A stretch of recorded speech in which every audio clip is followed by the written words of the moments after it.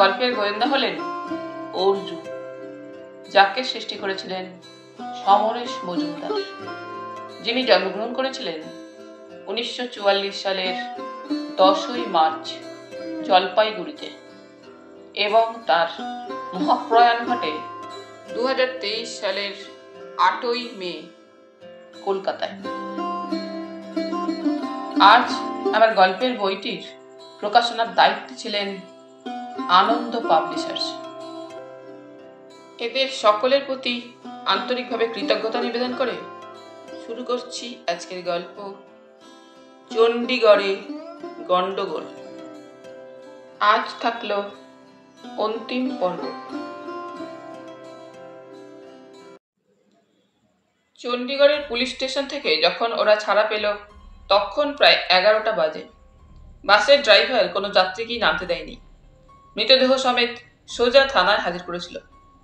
অমলদা অবশ্য পরিচয়পত্র দেখিয়ে অনেক আগেই ছাড়া পেতে পারত, কিন্তু স্বেচ্ছায় সেটা করেননি। থানায় বসে বিষ্ণু সাহেব চাপা গলায় কয়েকবার অর্জুনকে শুনিয়েছেন, আম্বালায় ট্রেন থেকে না নামলে এই ঝামেলায় জড়াতে হতো না, ঠিক আছে? নিহত মানুষটির যে পরিচয় জানা গিয়েছে তাতে প্রমাণ হলো অমলদার ধারণা ঠিক।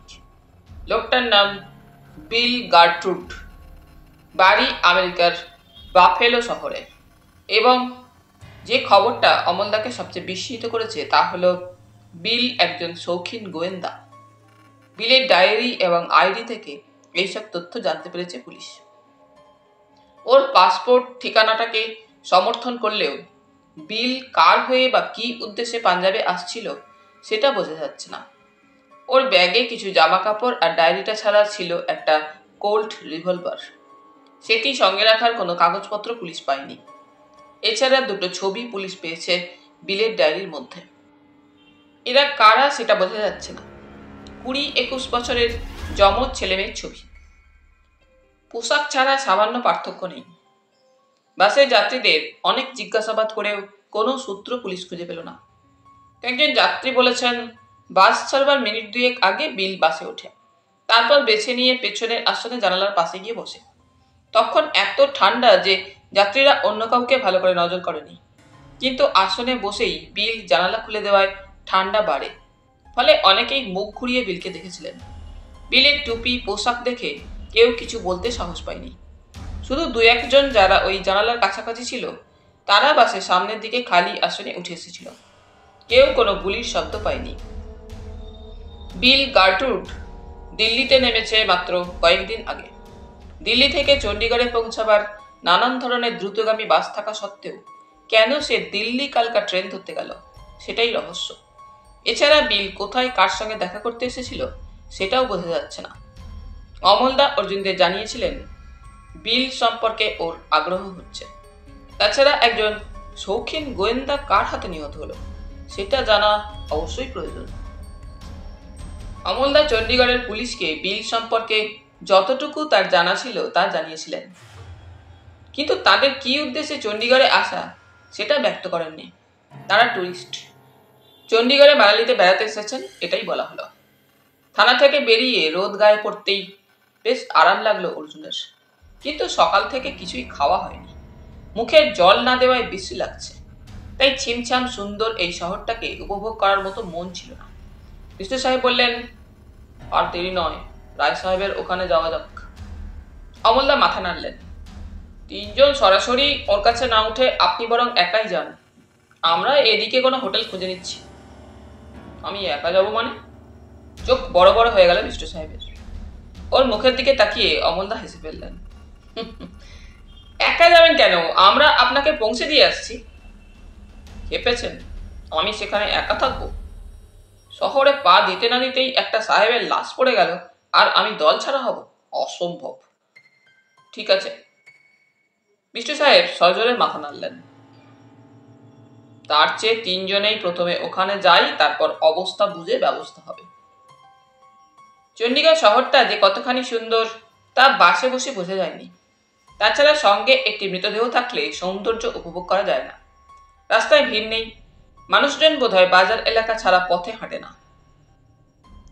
এক একটা রাস্তা এমন চওড়া এবং ঝকঝকে যে জলপাইগুড়ির জন্য কষ্ট হচ্ছিল অর্জুনের। দুপাশের বাড়িগুলির গড়ন খুবই আধুনিক এবং এইসব বাড়ি বেশ কিছুটা জমি নিয়ে ছাড়া ছাড়া। পথে আধুনিক গাড়ির সঙ্গে তাল মিলিয়ে ছুটছে অজস্র সাইকেল এবং সাইকেলের আরোহীদের অধিকাংশই রং বেরঙের পোশাক পরা সুন্দরী মেয়ে। ঠান্ডাটা এখন সয়ে গেলেও স্কুটারে বেশ হাওয়া লাগছে। একটা স্কুটার ট্যাক্সিতে 3 জনে বেশ ঠাসাঠাসি বসেছে। শীতকাল বলেই এটা সম্ভব হলো। চণ্ডীগড়ের দিকে তাকিয়ে অর্জুনের কেবলই মনে হচ্ছিল এ ভারতবর্ষ নয়। ভারতবর্ষের যে কোনো শহরের যে ছবি সে দেখেছে তার সঙ্গে কোনো মিল নেই। অমলদাকে কথাটা বলতেই তিনি সমর্থনে মাথা নাড়লেন, মুখে কিছুই বললেন না। থানা থেকে বের হওয়ার পর থেকেই অমলদাকে বেশ অন্যমনস্ক দেখাচ্ছিল। এই অবস্থাটাকে ভালো করে চেনে অর্জুন। নিশ্চয়ই বিলের ব্যাপারটা ওর মাথায় পাক খাচ্ছে। সে আর অমলদাকে বিরক্ত করল না। স্কুটারের মাঝখানে চোখ বন্ধ করে বসে আছেন বিষ্টু সাহেব। বোধহয় ঠান্ডা বাতাসে কথা বলার মতো ইচ্ছেও নেই। এই বৃদ্ধ মানুষটির পক্ষে পরিশ্রম একটু বেশি হয়ে গেলেও সেটা প্রকাশ করেননি। বিলের কথা আরেকবার মনে হলো অর্জুনের। কে খুন করলো লোকটাকে? অর্জুন ঘটনাগুলো মনে করার চেষ্টা করলো। বিলকে প্রথমে দেখে সে ট্রেনের করিডোরে। কূপের দরজা খুলে প্ল্যাটফর্মে নেমে এলো। ওর মাথায় টুপি এমন কায়দায় ছিল যে মুখ দেখা যায়নি। দ্বিতীয়বার নজরে এলো চায়ের দোকানে। অমলদা কথা বলতে চাইলে বিল বুঝিয়ে দিয়েছিল সে ওটা পছন্দ করছে না। তৃতীয়বার নজরে আসে বাসে উঠে। তখন বিলের টুপি ছাড়া কিছুই দেখতে পায়নি। তাছাড়া বিল খুন হলো কখন? চায়ের দোকান থেকে সরাসরি নিশ্চয়ই বাসে উঠেছিল বিল। উঠে জানালা খুলেছিল। গুলিটা এসেছিল জানালা দিয়েই।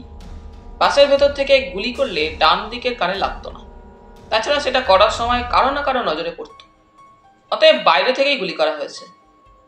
তখন এত কুয়াশা ছিল আম্বালায় যে খুনি সুবিধেও পেয়েছিল। কিন্তু খুনি জানলো কি করে যে বিল বাসের পেছনে এসে বসেছে? নিশ্চয়ই সে অনুসরণ করেছিল, আর সেটা শুরু করেছিল দিল্লি থেকেই। তার মানে খুনি দিল্লি কালকায় উঠে বিলের ওপর নজর রেখেছিল। কিন্তু অর্জুনের স্পষ্ট মনে আছে বিল ছাড়া অন্য কাউকে সে কামরা থেকে নামতে দেখেনি। যদিও বিল নেমে যাওয়ার খানিক বাদই সে কুপেতে ফিরে এসেছিল। বিল মাত্র একদিন হলো আমেরিকা থেকে এদেশে এসেছে। খুনি তার কথা জানতো। কে জানে, হয়তো সেও বিলের পিছু পিছু এদেশে এসেছে। বিলকে ওরা কোনো বিশেষ কাজ করা থেকে থামিয়ে দিল। সেই কাজটা কি? অর্জুনের মনে পড়ল সেই যমজ ভাই বোনের ফটোগ্রাফটির কথা। বিলের সঙ্গে ওই ছবিটির কি সম্পর্ক? ছবি দেখে কে ছেলে কে মেয়ে বোঝা মুশকিল। অর্জুনের খুব খারাপ লাগছিল। এই মুহূর্তে আমেরিকার বাফেলো শহরে বসে বিলের মা বাবা কিংবা স্ত্রী জানতেও পারছেন না বিল নেই। সত্যি গোয়েন্দাদের জীবনে বিপদের থাবা কখন পড়বে কেউ বলতে পারে না। সঙ্গে সঙ্গে নিজেকে সংশোধন করে নিল অর্জুন। না, গোয়েন্দা নয়, সত্য সন্ধানী।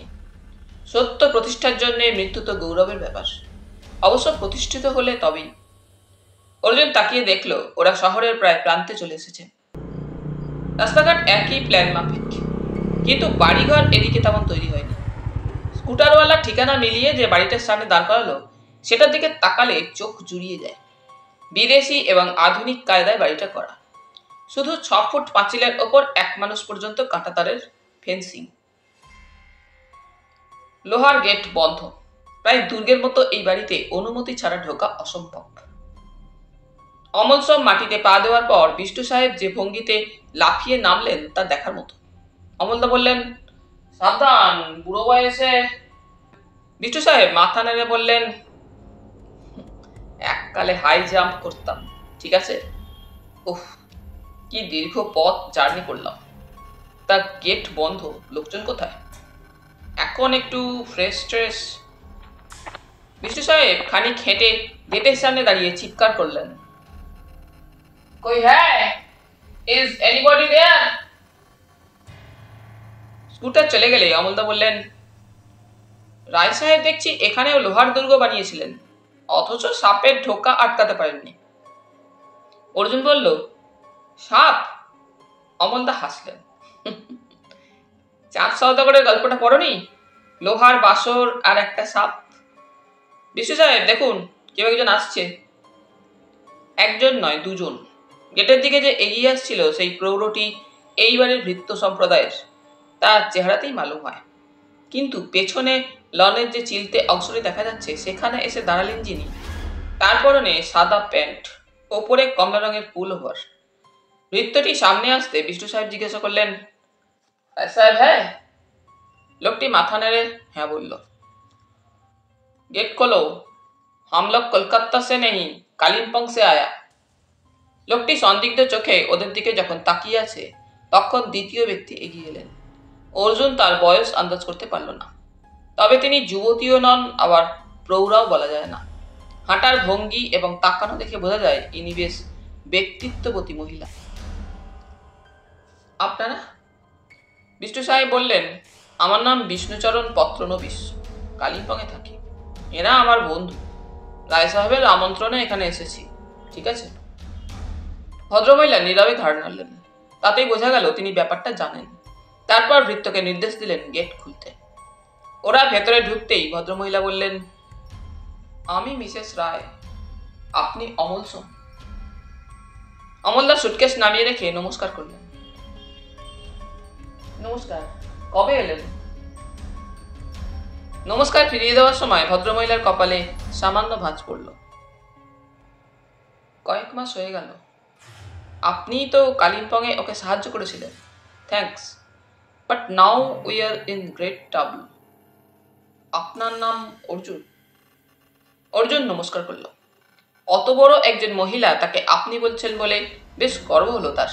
হাত বাড়িয়ে কার্পেটের মতো লনে রাখা চেয়ারগুলো দেখিয়ে মিসেস রায় বললেন, বসুন। I know you are tired. আরাম করে বসে বিষ্ণু সাহেব জিজ্ঞেস করলেন,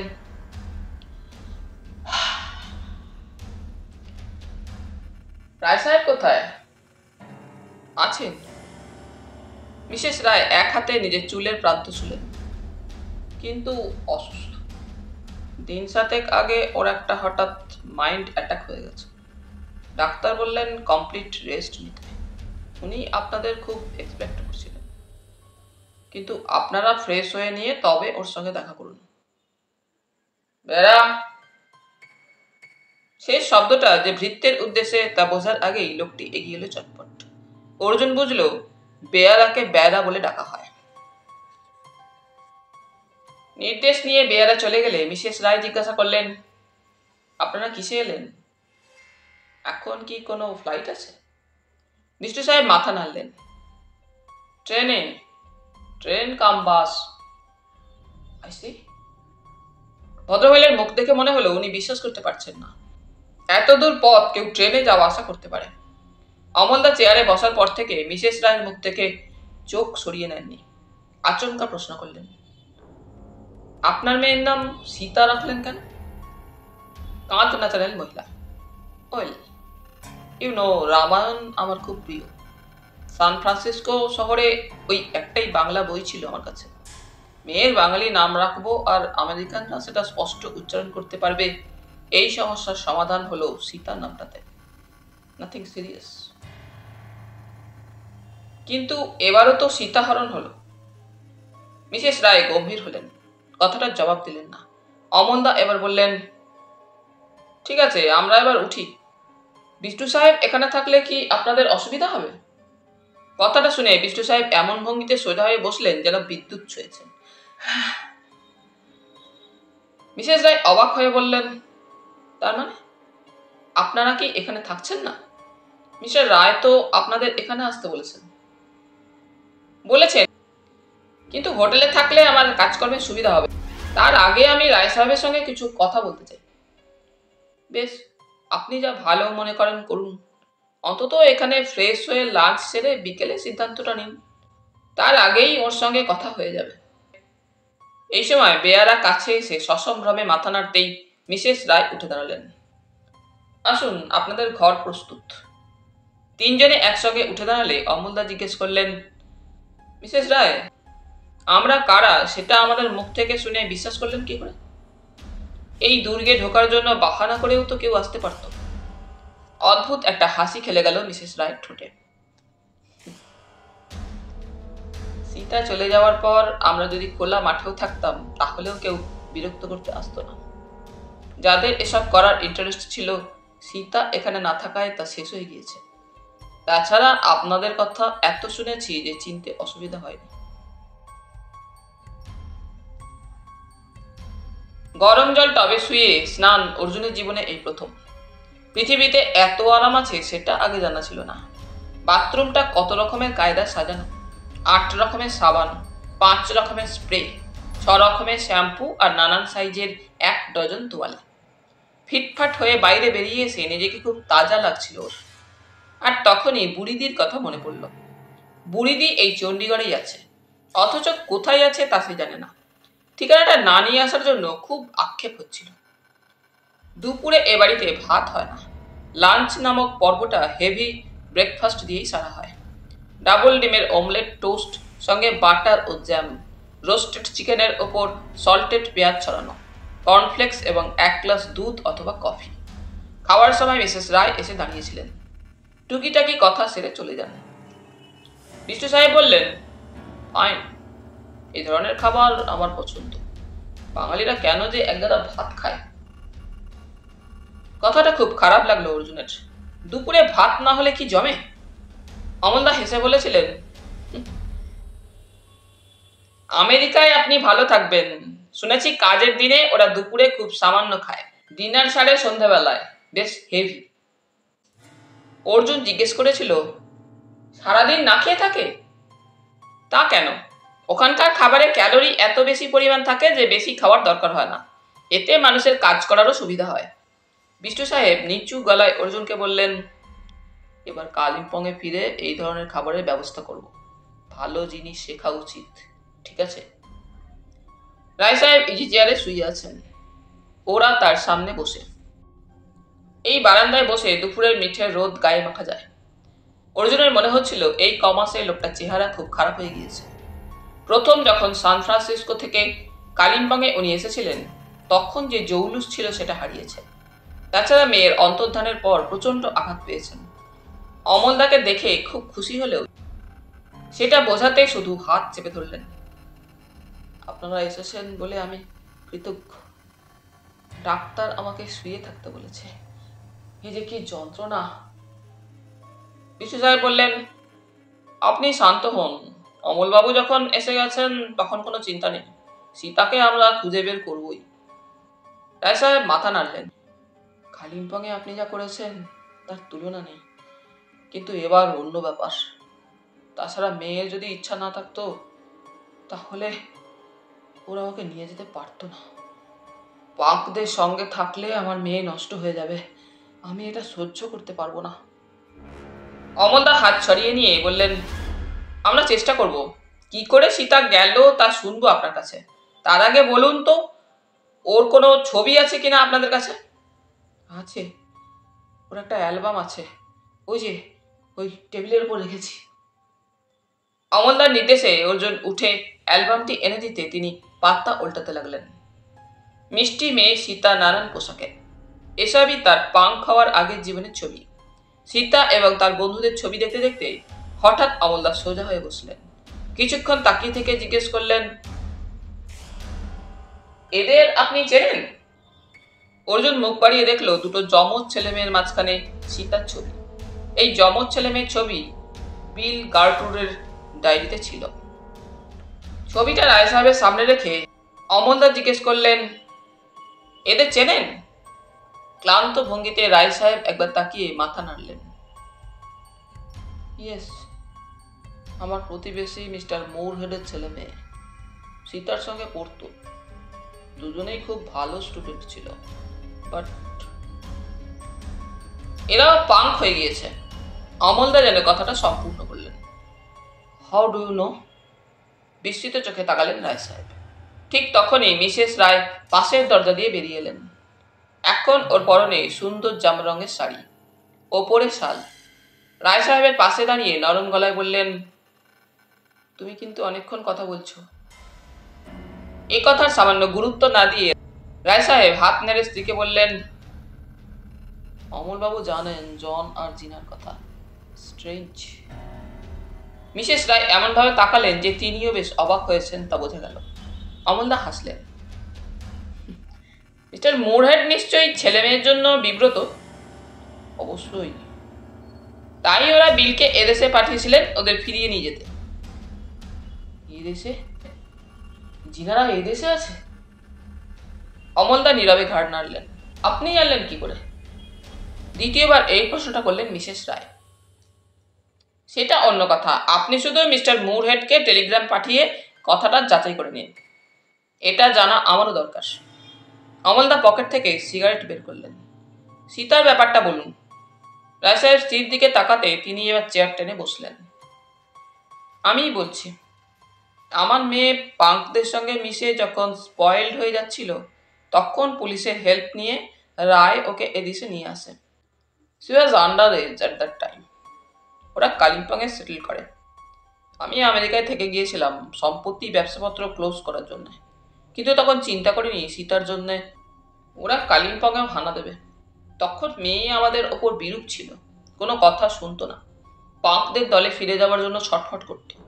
সেই সময়ের কথা আপনি জানেন। আমি শুনেছি অর্জুন আপনাকে খুব সাহায্য করেছিল। তারপর রায় মন চেঞ্জ করে, ও মেয়েকে নিয়ে এখানে চলে আসে।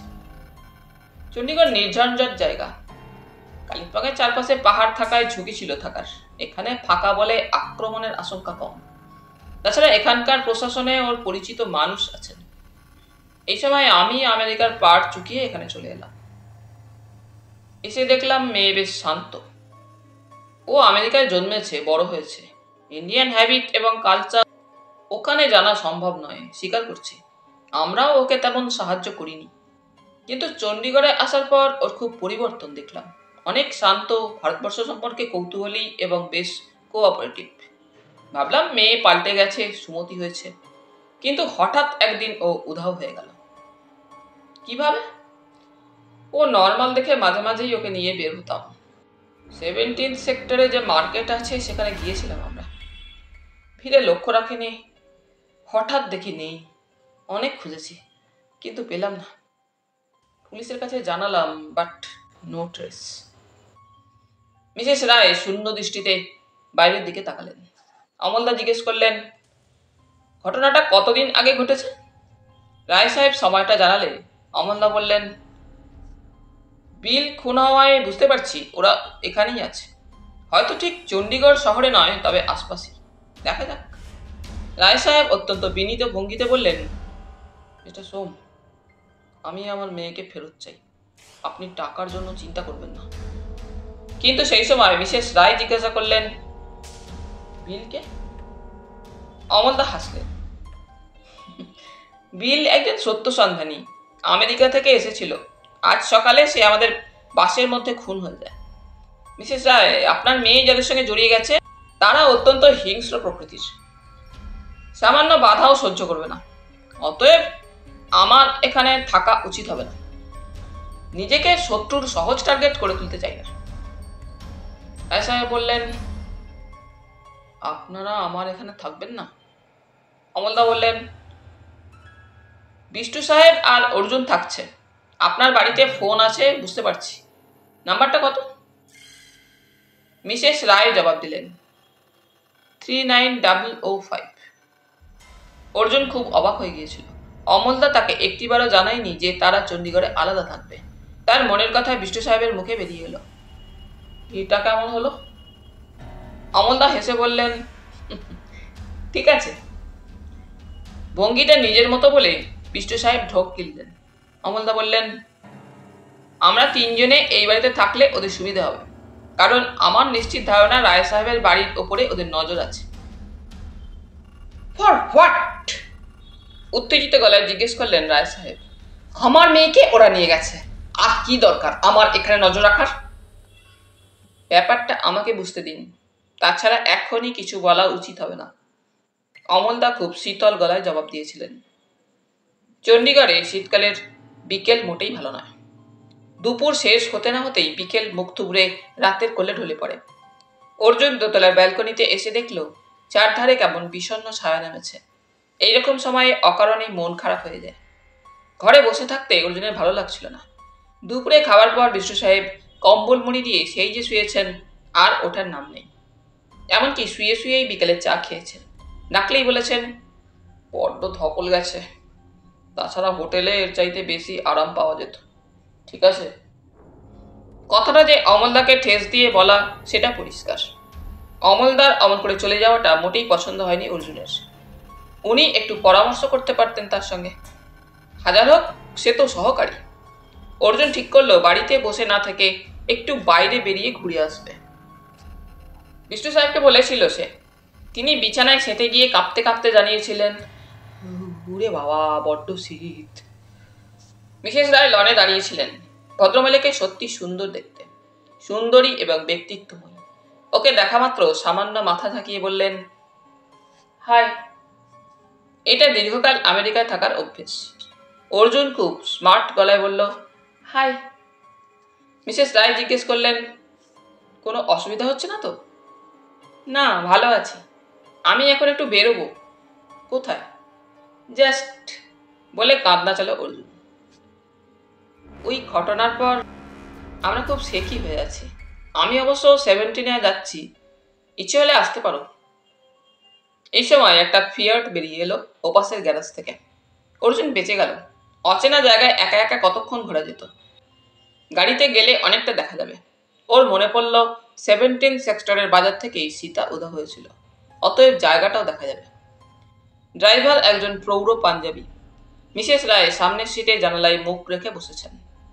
এই বসার ভঙ্গিতে একটা নিয়মিত অভ্যাস এবং কর্তৃত্ব রয়েছে। বাড়ি থেকে বের হওয়া মাত্র যে দোকানটা প্রথমে নজরে এলো সেটা একটা মিল্ক বার। এছাড়া কাছাকাছি দোকান বা ঘিঞ্জি এলাকা বলতে কিছু নেই। পরিষ্কার মসৃণ রাস্তা দিয়ে ফিয়াট ছুটছিল।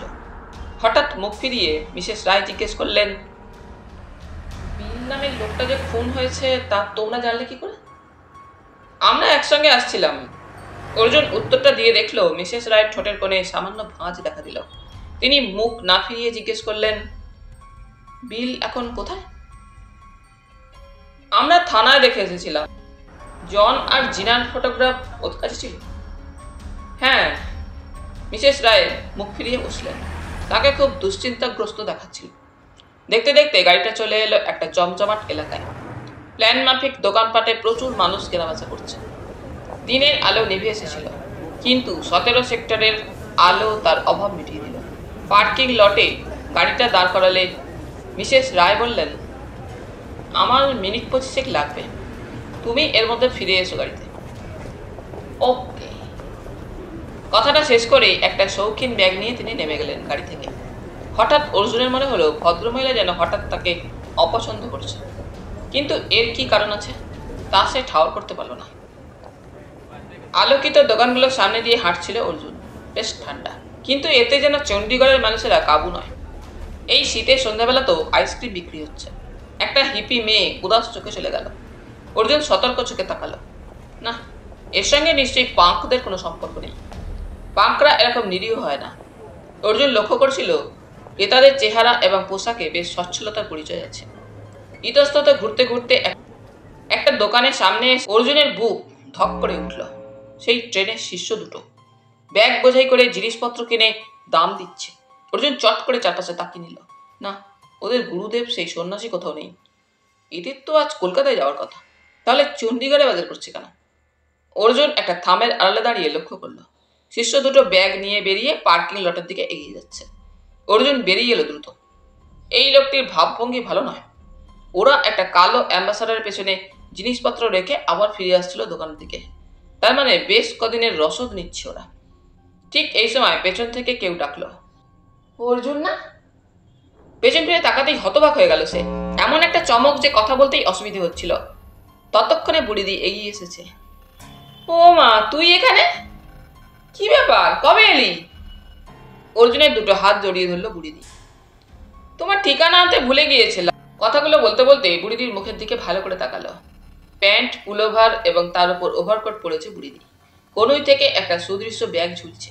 এই বুড়িদির সঙ্গে জলপাইগুড়ির বুড়িদির পোশাকের কোনো মিল না থাকলেও হাসি ও কথায় যে উত্তাপ তা একই আছে। বুড়িদি উচ্ছ্বসিত গলায় জিজ্ঞেস করলো, কবে এসেছিস? কোথায় উঠেছিস? আজই, আমাদের পরিচিত একটা বাড়িতে। তারপর হেসে বলল, এই পোশাকে তোমাকে চেনা খুব শক্ত হতো, ভাবা যায় না। বুড়িদি যেন একটু লজ্জা পেল। যা ঠান্ডা এখানে, শাড়ি পরলে খুব অসুবিধে হয়। তুমি বাড়িতে চিঠিপত্র দাওনি কেন? খুব চিন্তা করছে সবাই। যা, আমি প্রত্যেক সপ্তাহে চিঠি দিচ্ছি। ডাকের যা গোলমাল হচ্ছে এখানে। বুড়িদির কথা শেষ হওয়া মাত্র এক সুদর্শন ভদ্রলোক পাশে এসে দাঁড়ালেন। বুড়িদি বলল, চিনতে পারছিস? অর্জুন মাথা নাড়ল। হ্যাঁ, আমার নাম অর্জুন, জলপাইগুড়ি। ব্যাস ব্যাস, চিনে গেছি ভাই। তোমার দিদির মুখের অন্ধকার তুমি দূর করেছো, তাই না? তুমি বললাম বলে কিছু মনে করো না। ভদ্রলোকের গলা বেশ ভারী। ওকে দেখে বোঝা যাচ্ছে মার্কেটিংয়ে এসেছেন। অর্জুন চট করে বুড়িদির মুখ দেখে নিল। নির্মেক, সেই মেচে তার দাগগুলো আর নেই। বুড়িদি হঠাৎ ব্যস্ত হয়ে উঠল। এখানে দাঁড়িয়ে কেন? চল আবার বাড়িতে যাবি। অর্জুন মাথা নাড়ল। না বুড়িদি, আমি যার সঙ্গে এসেছি তিনি এখনই ফিরে যাবেন। তোমাদের ঠিকানাটা বলো, আমি পরে দেখা করব। কার সঙ্গে এসেছিস? মিসেস রায়। ওরা আগে আমেরিকায় ছিলেন, এখন এখানে সেটেলড। মিসেস রায়, যার মেয়ে মিসিং? বুড়িদির বর প্রশ্ন করলেন। খানিকটা অবাক হয়ে মাথা নাড়ল অর্জুন। আপনি জানলেন কি করে? আমার বন্ধুর মুখে শুনেছি। ও এখানকার পুলিশের বড় কর্তা। ওরও নাম অর্জুন, অর্জুন ভার্মা। মেয়েটিকে তো এখনো পাওয়া যায়নি। অর্জুন কিছু বলার আগেই বুড়িদি বললেন, বুঝেছি, তাই তোরা এখানে এসেছিস। অমলবাবু এসেছেন নিশ্চয়ই? হ্যাঁ, অর্জুন মাথা নাড়ল। আর তোদের সেই বিষ্ণু সাহেব? হ্যাঁ, তিনি ঠান্ডায় ঘর থেকে বের হননি। অনেক কষ্টে বুড়িদির কাছ থেকে ছাড়া পেল অর্জুন। এতদিন পরে দেখা, এত কাছের সম্পর্ক চলে যেতেও খারাপ লাগছিল। বুড়িদির স্বামী বেশ ভালো মানুষ। ওদের ঠিকানা নিয়ে পা বাড়াতেই খেয়াল হলো শিষ্য দুটোর কথা। যে দোকানটার ওখানে দেখা গিয়েছিল সেখানে ওরা নেই। ব্যস্ত হয়ে অর্জুন মার্কেট ঘুরে দেখতে লাগলো। এখন ভিড় আর একটু বেড়েছে।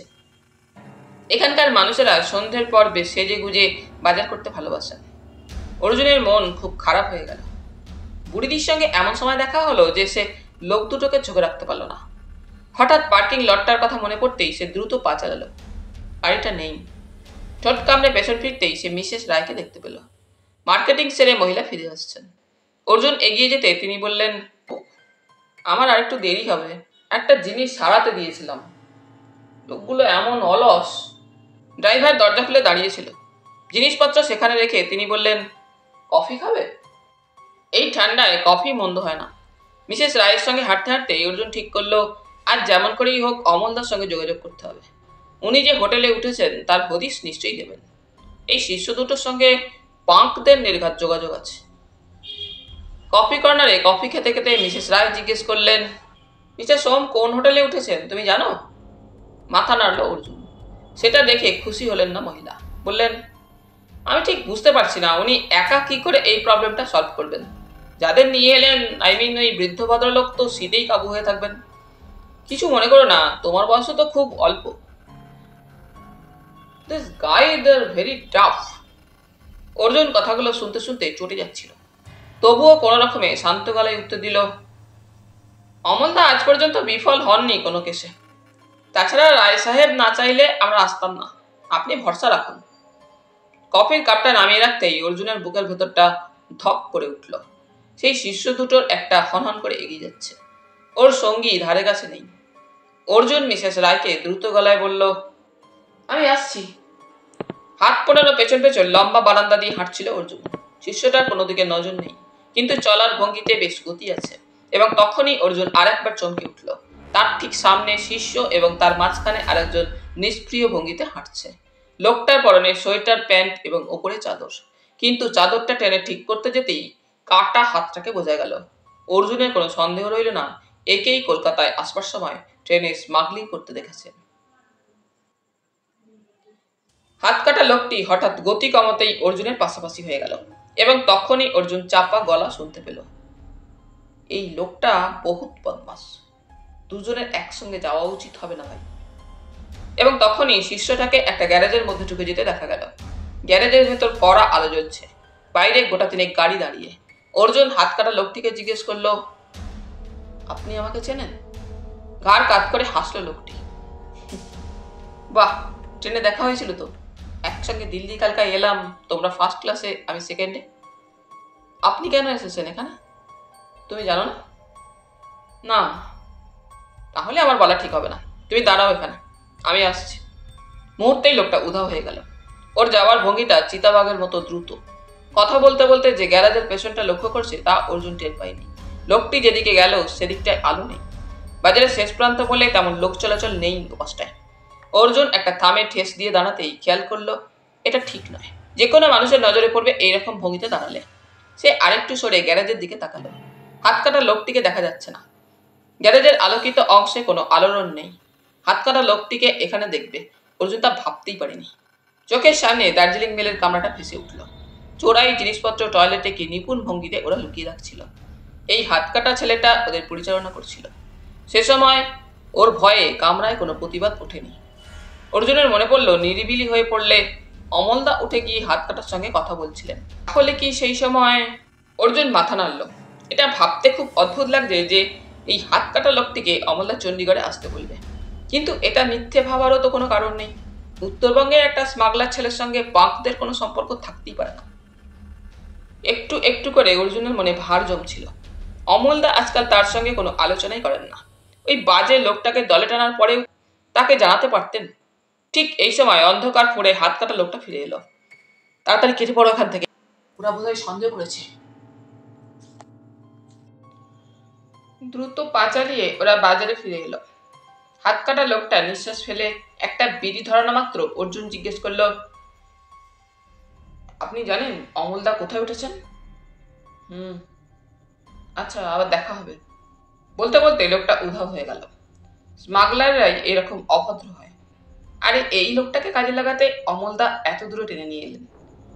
অর্জুন ধীরে ধীরে পার্কিং লটে ফিরে আসতেই দেখতে পেল মিসেস রায় গাড়িতে বসে আছেন, মুখ গম্ভীর।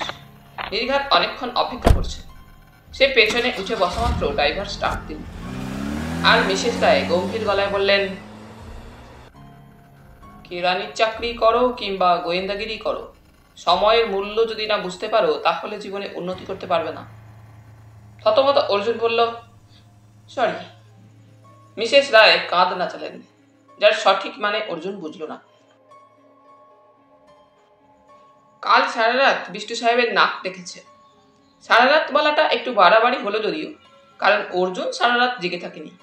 কিন্তু যখনই ঘুম ভেঙেছে তখনই মনে হয়েছে একটা ছোটখাটো বাঘ ঘরে পাইচারি করছে। অর্জুন কোথাও পড়েছিল যে দুর্বল মানুষের নাক বেশি ডাকে।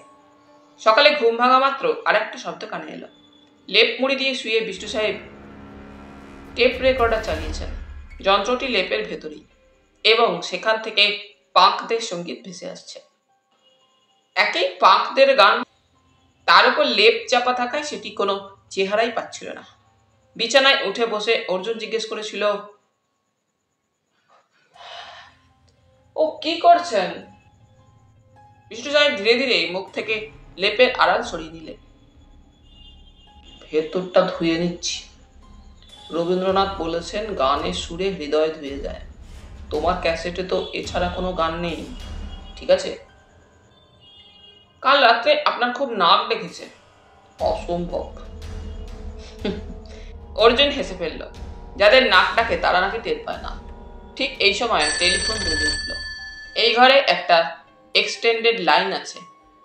চালালো বলে বিষ্ণু সাহেব হাত বাড়িয়ে শুয়ে শুয়ে রিসিভার তুলে হাঁকলেন, হ্যালো, কে? হ্যাঁ, ওহো, কি খবর? ঠিক আছে। খুব ঠান্ডা, তাই নাকি? না না, আমার বরফ ভালো লাগে। হ্যাঁ, ঘুমোচ্ছিল, উঠেছে। কথা বলুন। ইঙ্গিতে ডাকলেন বিষ্ণু সাহেব অর্জুনকে। রিসিভার কানে ঠেকিয়ে হ্যালো বলতেই অমলদার গলা শুনতে পেল। হ্যালো অর্জুন, আজ সকালেই চণ্ডীগড় থেকে বেরিয়ে পড়তে হবে, 9টার বাস। মানালিতে নেবে পালবাবুর হোটেল খুঁজবে। বিষ্ণু সাহেব যদি ঠান্ডার জন্য না যেতে চান তাহলে ওকে ওখানেই থেকে যেতে বলুন। বাস টার্মিনাসে এলেই টিকিট পেয়ে যাবে, বেশি সময় নেই। ঝট করে লাইনটা কেটে গেল। অর্জুন ঘড়ির দিকে তাকালো। 9টা বাজতে বেশি দেরি নেই। বাথরুমের দিকে পা বাড়াতে গিয়ে থমকে দাঁড়ালো অর্জুন। 9টায় মানালির বাস ছাড়বে। অমলদা বললেন ইচ্ছে হলে এখানেই আপনি থাকতে পারেন। কয়, তোমরা কি ভাবো আমাকে? আমার কোনো দায়িত্ববোধ নেই। ঝটপট লেপ সরিয়ে ফেলতে বিকট গলার গান সোচ্চার হলো। বিষ্টু সাহেব এক আঙুলে স্টপ বোতামটা টিপতেই অর্জুন বলল, কিন্তু ওখানে শুনেছি বেদম ঠান্ডা। ঠান্ডার ভয় দেখিও না আমাকে। আই অ্যাম ফ্রম কালিম্পং, ঠিক আছে? চণ্ডীগড়ের বাস টার্মিনাসটা খুব বড়। ওদিকে দিল্লি, এদিকে সিমলা, মানালি। ও পাশে হরিদ্বার, দেরাদুন পর্যন্ত বাস ছুটছে। টার্মিনাস বিল্ডিংটা রেলওয়ে স্টেশনের মতো। স্কুটারে আসতে খুব ঠান্ডা হাওয়া লেগেছিল।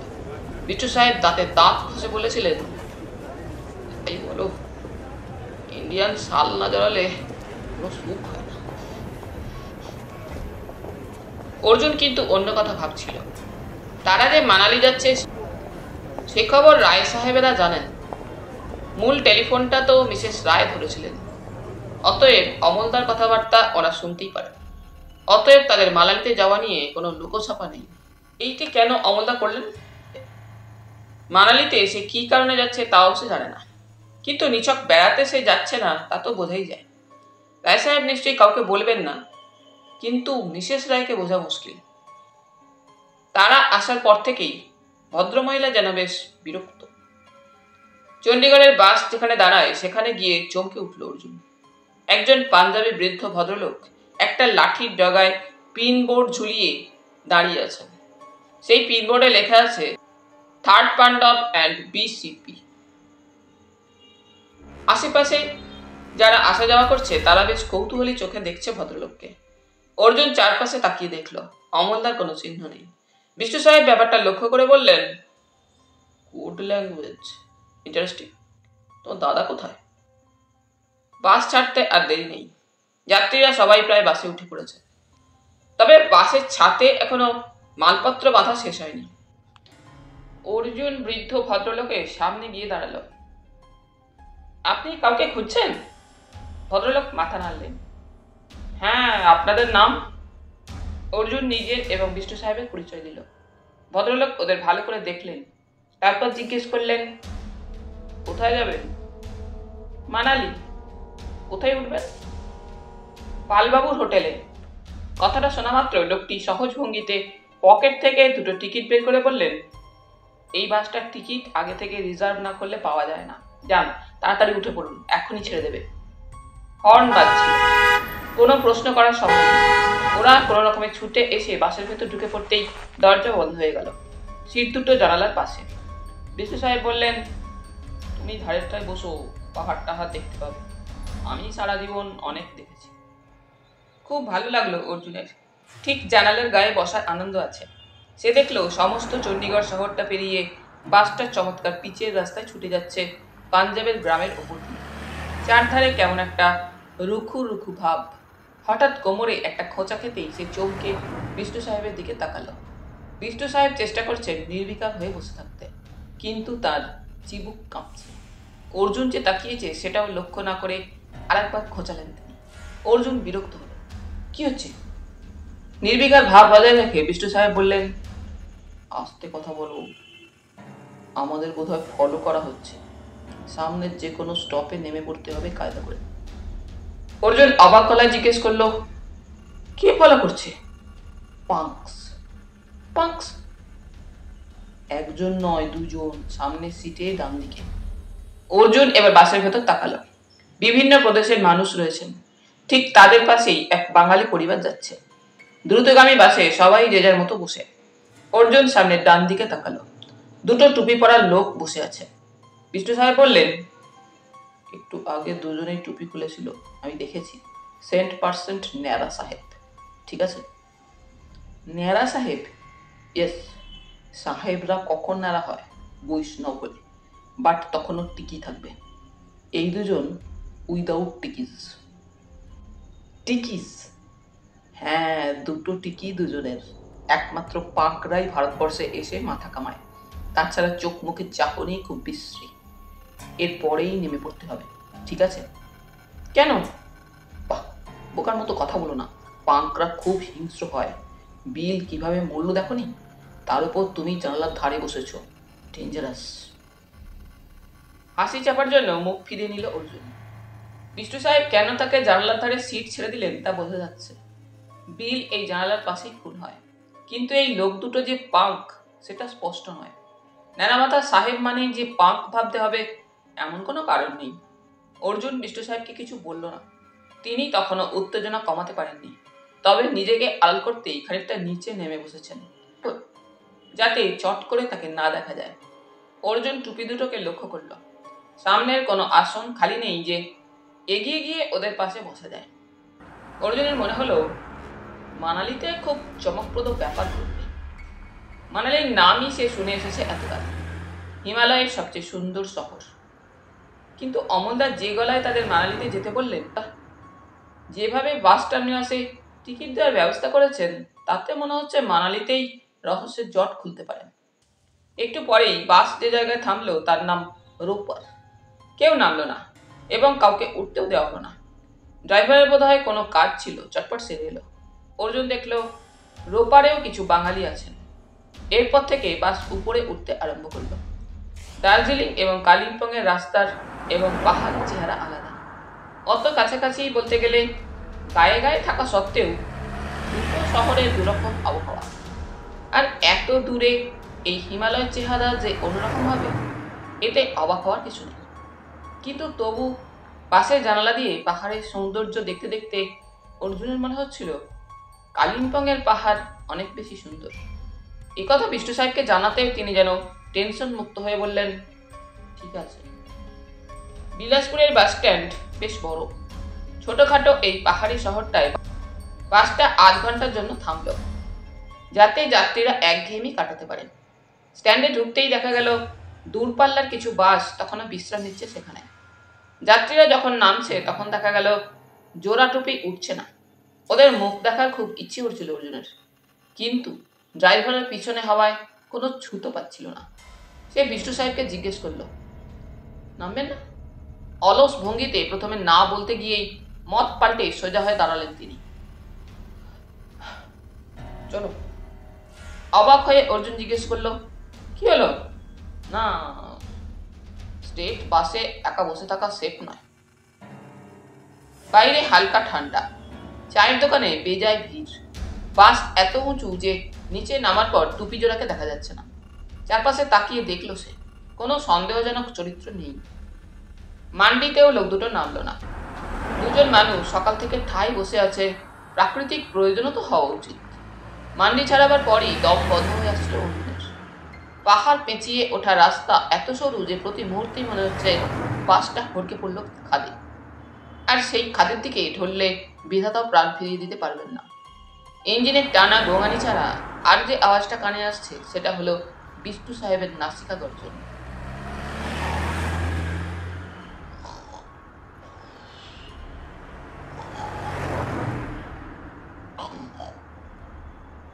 মান্ডিতে পেট ভরে খাওয়ার পর সেই যে চোখ বন্ধ করেছেন, সম্ভবত কুলুর আগে খুলবেন না।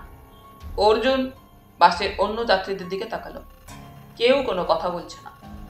এখনো সন্ধে হতে দেরি, কিন্তু বেশ গাঢ় ছায়া নেমে গেছে ইতিমধ্যে। ঠান্ডা বাড়ছে। জানালা বন্ধ করে দিয়ে চোখ বুঝল অর্জুন, যা হওয়ার তা হোক। কুলুতে যখন পৌঁছলো ওরা, তখন হালকা সন্ধে, যদিও কিছু দেখা যাচ্ছে না। কিন্তু ঠান্ডাটা মালুম হলো। কুলু ভারতবর্ষের সবচেয়ে সুন্দর উপত্যকা, কিন্তু এখন তাঁতালো হাওয়া বইছে এখানে। বাসটা যেখানে থামলো সেটা বাজার এলাকা, কিন্তু যাত্রী নেমে যাচ্ছে এখানে। অর্জুন হাতে পায়ে জড়তা ছাড়াবার জন্য নিচে নামলো। বিষ্ণু সাহেব আর সে কষ্ট করতে রাজি নন। তার চোখ তখনও বন্ধ। অর্জুনের মনে পড়লো মান্ডিতে বিষ্ণু সাহেব দুটো বমি নিরোধক বড়ি খেয়েছিলেন। ওতে বোধহয় ঘুম বেড়ে যায়। ভাগ্যিস সে খায়নি। উল্টো দিকের একটা দোকান থেকে এক গ্লাস গরম চা নিয়ে অর্জুন দেখলো রাস্তাঘাটের লোকজন কম। দোকানগুলোতে আলো জ্বলছে, কিন্তু খদ্দের নেই। কয়েকটা দালাল টাইপের লোক বাস থেকে নামা যাত্রীদের হোটেলের খবর দিচ্ছে। চায়ে চুমুক দিতে দিতে অর্জুনের চোখে পড়ল একজন নান এগিয়ে আসছেন। তার পেছনে দুটো হুইল চেয়ার নিয়ে দুজন মানুষ। কন্ডাক্টরকে কিছু জিজ্ঞেস করার পর নান লোক দুটির দিকে মাথা নাড়তেই তারা বাসের ভেতর ঢুকে গেল। তারপরেই অর্জুন চমকে উঠল। দুজন মানুষ প্রথমে যাকে বয়ে নিয়ে সাবধানে বাস থেকে নামলো, তার দুটো পা নেই, খুবই শীর্ণ চেহারা। নামাবার সময় টুপিটা পড়ে যেতে লোকটার ন্যাড়া মাথা দেখা গেল। ওকে হুইল চেয়ারে চাপিয়ে দিয়ে তৃতীয় জনকে নিয়ে এলো লোক দুটো। এরও হাঁটা চলার শক্তি নেই। মুখের ভঙ্গিও স্বাভাবিক নয়। দুজনেই বিদেশি। কেউ হয়তো চণ্ডীগড়ে বাসে তুলে দিয়েছিল, এরা নামিয়ে নিচ্ছেন। হুইল চেয়ারে চড়ে জোড়া টুপি চলে যেতে অর্জুনের মন খারাপ হয়ে গেল। অকারণে সে সবাইকে সন্দেহ করে। সত্য সন্ধান করতে গিয়ে অসত্যকে আঁকড়ে ধরার কোনো যুক্তি নেই। এই দুটি অসহায় মানুষের কাছে মনে মনে ক্ষমা চাইল সে। আসনে গিয়ে বসতেই বাস ছাড়ল। বিষ্টু সাহেব অর্ধেক চোখ খুলে বললেন, ঠিক আছে। তারপর উদাস চোখে সামনের দিকে তাকালেন, যেখানে জোড়া টুপি বসেছিল। আসন দুটো ফাঁকা। সঙ্গে সঙ্গে তরাক করে চলন্ত বাসে উঠে দাঁড়িয়ে এদিক ওদিক তাকাতে তাকাতে উচ্চারণ করলেন, যা। কি হলো? অর্জুন প্রথমটা ঠাওয়ার করতে পারেনি। নেই, পাখি উড়ে গেছে। উড়লো কখন? আমি তো সারাক্ষণ তককে তককে ছিলাম। এখন তোমার দাদাকে কি কৈফিয়ত দেবো? বুঝতে পারছো না আমি জোড়া টুপির কথা বলছি। আই এম শিওর দে আর পাঙ্কস। ঠিক আছে? অর্জুন এবার হেসে ফেলল। আপনি তাহলে ভালো সন্ধানী হতে পারবেন না। নো নেভার, কখনো হতে চাই না। কিন্তু তুমি হাসছো কেন? এবার ওই অসুস্থ মানুষ দুটি নেমে যাওয়ার ঘটনাটা জানালো অর্জুন। সন্দেহ করতে করতে এটা খুব বাড়াবাড়ি হয়ে গিয়েছে। কিছুক্ষণ চেয়ে থেকে বিষ্টু সাহেব বললেন, তুমি কোনোদিন গোয়েন্দা হতে পারবে কিনা সন্দেহ হচ্ছে। অর্জুন অবাক হয়ে তাকাতে তিনি মাথা নাড়লেন। হয়তো ওরা পঙ্গু নয়, ভান করেছে। আর ওই নান নিশ্চয়ই ওদেরই লোক। তুমি নানের চুল লক্ষ্য করেছ? অর্জুন ভেবে পেল না নানদের মাথায় একটা সাদা কাপড় থাকে, চুল দেখার সুযোগ কোথায়? বিষ্টু সাহেব নিঃশ্বাস ছাড়লেন। কে জানে, হয়তো তোমাকে বোকা বানিয়ে গেল অভিনয় করে। আমি ঘুমের বান করে পড়েছিলাম, উঠলেই ধরবো ঠিক করেছিলাম, কিন্তু কখন যে ঘুমিয়ে পড়লাম টের পাইনি। খুব সিরিয়াস দেখাচ্ছিল বিষ্টু সাহেবকে। অর্জুন এবার হাসি চাপল। বাস মোটামুটি জোরেই ছুটছে। বাইরে এখন অন্ধকার। কুলু থেকে মানালি বেশি সময় লাগে না। পথও মান্ডির মতো বিপজ্জনক নয়, কিন্তু ঘুটঘুটে অন্ধকারের দিকে তাকিয়ে থাকতে মোটেই ভালো লাগে না। তাছাড়া এখন পায়ে বেশ ঠান্ডা লাগছে। এই সময় কন্ডাক্টর তার আসন ছেড়ে পেছনের দিকে এগিয়ে গেল। তারপর একজন যাত্রীর দিকে হাত বাড়ালো। আপকো টিকিট? No money. জড়ানো গলায় উচ্চারণ শুনে অর্জুন চমকে পেছনে তাকালো। আর তাকাতেই তার চক্ষু স্থির। একটি বছর 25-এর যুবক দুটো কাঁধ ঝাঁকিয়ে হাসল। তার গায়ে একটা পাতলা পুলোভার আর মুখ ভর্তি দাড়ি, অগোছালো রুখু চুল এবং শরীরে অযত্নের ছাপ স্পষ্ট। এবং লোকটির কাঁধে একটা ঝোলা। লালচে দাঁত বের করে লোকটি বলল, নো মানি। রুপিয়া নিকালো। কন্ডাক্টর খিচিয়ে উঠল। তার চড়া ভাষায় বোঝা গেল এইসব ঝুট ঝামেলা এই লাইনে লেগেই আছে। টিকিট চাইলেই বলবে পয়সা নেই, অথচ মানালিতে গেলেই দেখা যাবে চুটিয়ে নেশা করছে। সেই লোকটির কোনো কথা শুনতে রাজি হচ্ছিল না। বাসে যে কজন যাত্রী আছেন তাদের বেশ মজা লাগছে ঘটনাটা দেখতে। দীর্ঘ পথ পাড়ি দেবার ক্লান্তি যেন এই রঙে সামান্য দূর হচ্ছে। কন্ডাক্টরের কথায় জানা গেল লোকটি উঠেছে কুলু থেকে। তার উচিত ছিল ওঠার সময় বাধা দেওয়া। সে কঠোর গলায় জানালো, টিকিট না কাটলে এই বরফের মধ্যে সে সাহেবকে নামিয়ে দিয়ে যাবে। 8 টাকা তার চাই। বরফ শুনে চমকে উঠল অর্জুন। সে জানালা দিয়ে বাইরে চট করে দেখার চেষ্টাও করে বিফল হল। তারা কি বরফের রাজত্বে চলে এসেছে? তার খেয়াল হলো বাস এখন আদৌ দ্রুত চলছে না। সেটাও কি বরফের জন্য? কন্ডাক্টরের শাসানি শুনে লোকটা উঠে দাঁড়ালো। তারপর বাসের যাত্রীদের দিকে তাকিয়ে জিজ্ঞেস করলো, কেউ আমাকে 8 টাকা দিতে পারো? কোনো যাত্রী এর উত্তর দিল না। লোকটা খানিক চেয়ে থেকে কাঁধ নাচালো। এটা বোধহয় ওর মুদ্রা দোষ। তারপর ছোলা থেকে বাঁশি সাইজের একটা লাঠি বের করে চিৎকার করলো, লেডিজ অ্যান্ড জেন্টলম্যান, আমার সঙ্গে বিক্রি করার মতো কিছুই নেই। এই ছোট্ট লাঠিটা কেউ 8 টাকা কিনবে? অর্জুন দেখল লোকটা বোকাশোকা করছেন নাকি। এই ছোট্ট লাঠি কেউ 8 টাকায় কিনবে কেন? বিষ্টু সাহেব মাথা নেড়ে বললেন, ঘুরে ঘুরে বেটার মাথা খারাপ হয়ে গেছে। কেউ সাড়া দিচ্ছে না দেখে হতাশ ভঙ্গিতে লোকটা কন্ডাক্টরকে বলল, বেশ, এই লাঠিটা নিয়ে তুমি আমাকে টিকিট দাও। কন্ডাক্টর খুব রেগে গিয়ে বলল, যার দাম চালানো হবে না তাই দিয়ে তুমি 8 টাকার টিকিট চাও? সাপের 5 পা দেখেছো? লোকটা লাঠিটা নাচালো। এটা তুমি নেবে না? কন্ডাক্টর মাথা ঝাঁকাতেই অদ্ভুত কাণ্ড ঘটল। লাঠির যে প্রান্ত লোকটার হাতে ধরা ছিল সেখানে কিছু কায়দা করতেই একটা সরু এবং ধারালো ইস্পাতের ফলা বেরিয়ে এলো। সেটি লম্বায় অন্তত ইঞ্চি 10 হবে। বাসের আলোয় সেটিকে চকচকে এবং হিংস্র দেখাচ্ছিল। লোকটির মুখে অদ্ভুত একটা হাসি ফুটল। Now what do you want? এটাকে নিতে ইচ্ছে করছে? কন্ডাক্টর তো বটেই, বাসের সমস্ত যাত্রী এই ম্যাজিক দেখে হাঁ হয়ে গেল। লোকটা এমন ভঙ্গিতে তার অস্ত্র ধরে আছে যেন সে কাউকে পরোয়া করে না। বিষ্টু সাহেব বলে উঠলেন, ডেঞ্জারাস। সঙ্গে সঙ্গে লোকটা বলল, নট অ্যাট অল। আর চকিতেই ইস্পাতের ফলাটা সুরুত করে লাঠির মধ্যে মিলিয়ে যেতেই লোকটি নিজের আসনে শান্ত ভঙ্গিতে বসে পড়ল। কন্ডাক্টর এবার হাসল। দিজি। সে একটা টিকিট ছিঁড়ে লোকটির দিকে বাড়িয়ে দিল। সঙ্গে সঙ্গে লোকটা ঘাড় নাড়ল। নো, এখন এর দাম 100 টাকা। তার 1 পয়সাও কম নয়। তখন নিলে 8 টাকায় হয়ে যেত। 8 টাকা কেটে নিয়ে 92 দিয়ে এটা নিতে পারো। ওকে। কন্ডাক্টর কিছুক্ষণ ঘ্যান ঘ্যান করলো, কিন্তু লোকটা কিছুতেই রাজি হলো না। অর্জুন লক্ষ্য করছিল এখন কন্ডাক্টর সেই দাপটের গলায় কথা বলছে না, লোকটিকে নেমে যেতে বলছে না। লোকটি নির্বিকার ভঙ্গিতে লাঠি ঝোলায় রেখে বসে আছে। কন্ডাক্টর বেচারা মন খারাপ করে ফিরে যেতে যেতে অর্জুনকে বলল, নসিব, এই হিপিদের কে বুঝবে বলো? আগে যদি জানতাম তাহলে কি দাওটা ছাড়তাম। অর্জুন লোকটিকে দেখল। 1 ফোঁটা মেদ নেই। এই আমেরিকান যুবকটি সত্যিকারের হিপি তো? পাঙ্কদের বর্ণনার সঙ্গে এর কোনো মিল নেই। একমাত্র নোংরা এবং অগোছালো চেহারা ছাড়া একে হিপি ভাববারও কোনো কারণ নেই। মানালিতে যখন বাসটা থামলো তখন ঘড়িতে রাত 8টা। দরজা খুলতেই তাতার দস্যুদের মতো ঠান্ডা ঝাঁপিয়ে পড়লো বাসের ভেতরে। বিষ্ণু সাহেব একটা বাঁদুরের টুপি মাথায় গলায় নিয়ে বললেন, এই যে দেখছি উত্তর মেরু। লাইনে দাঁড়িয়ে বাস থেকে নামতে হলো এবং মাটিতে পা দিয়েই অন্যরকম অনুভূতি হলো। পায়ের তলায় কাঁচের মতো চকচকে কিছু। সামনে পেছনে সর্বত্র একটা সাদাটে ভাব, আর ঠান্ডাও তেমনি। সন্ধ্যাবেলায় এখানে বরফ পড়েছে নতুন করে, এইরকম কথাবার্তা শোনা গেল। সেই হিপিটি নামতেই বিষ্টু সাহেব এগিয়ে গেলেন। Hello my boy, I want that. এর মধ্যে কখন যে তিনি 100 টাকার নোট বের করেছেন দেখেনি অর্জুন। এখন সেটা লোকটির নাকের ডগায় নাচালেন বিষ্টু সাহেব। সাহেবেরও বোধহয় ঠান্ডাটা সহ্য হচ্ছিল না, তবু উৎসুক চোখে একবার তাকিয়ে ঝোলায় হাত ঢুকিয়ে লাঠিটা বের করে বিষ্টু সাহেবের হাতে ধরিয়ে দিতে তিনি নোটটা হাতছাড়া করলেন। এবার বেশ বিজয়ীর ভঙ্গিতে ফিরে এলেন অর্জুনের কাছে। দারুণ দাম আনলাম, ঠিক আছে, খুব প্রয়োজনীয় জিনিস। Now I feel real strong.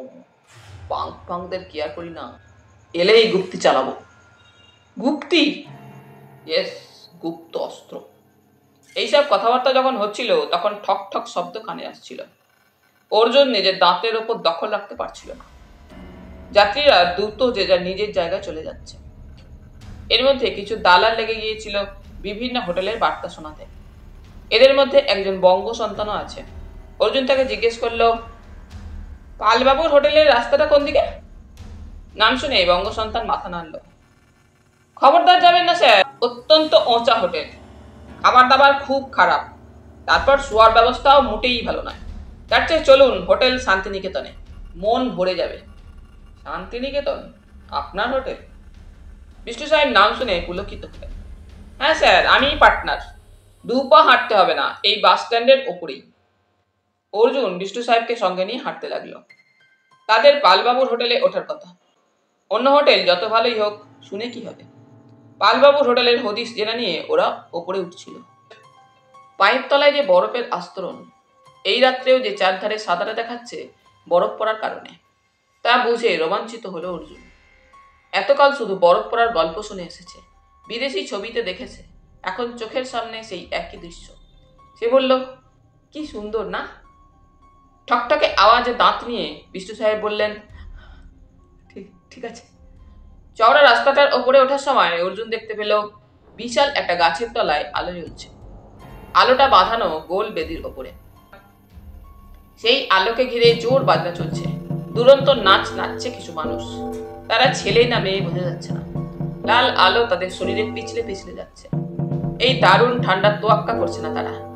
Bishtu সাহেব হাঁ হয়ে গেলেন দেখে। সংখ্যায় জনা 8 হবে। ওদের দাঁড়াতে দেখে একজন চিৎকার করে উঠল নাচতে নাচতে, হাই!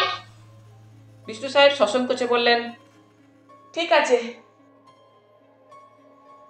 পালবাবুর হোটেল মাঝারি মানের, কিন্তু মোটেই মোচা নয়।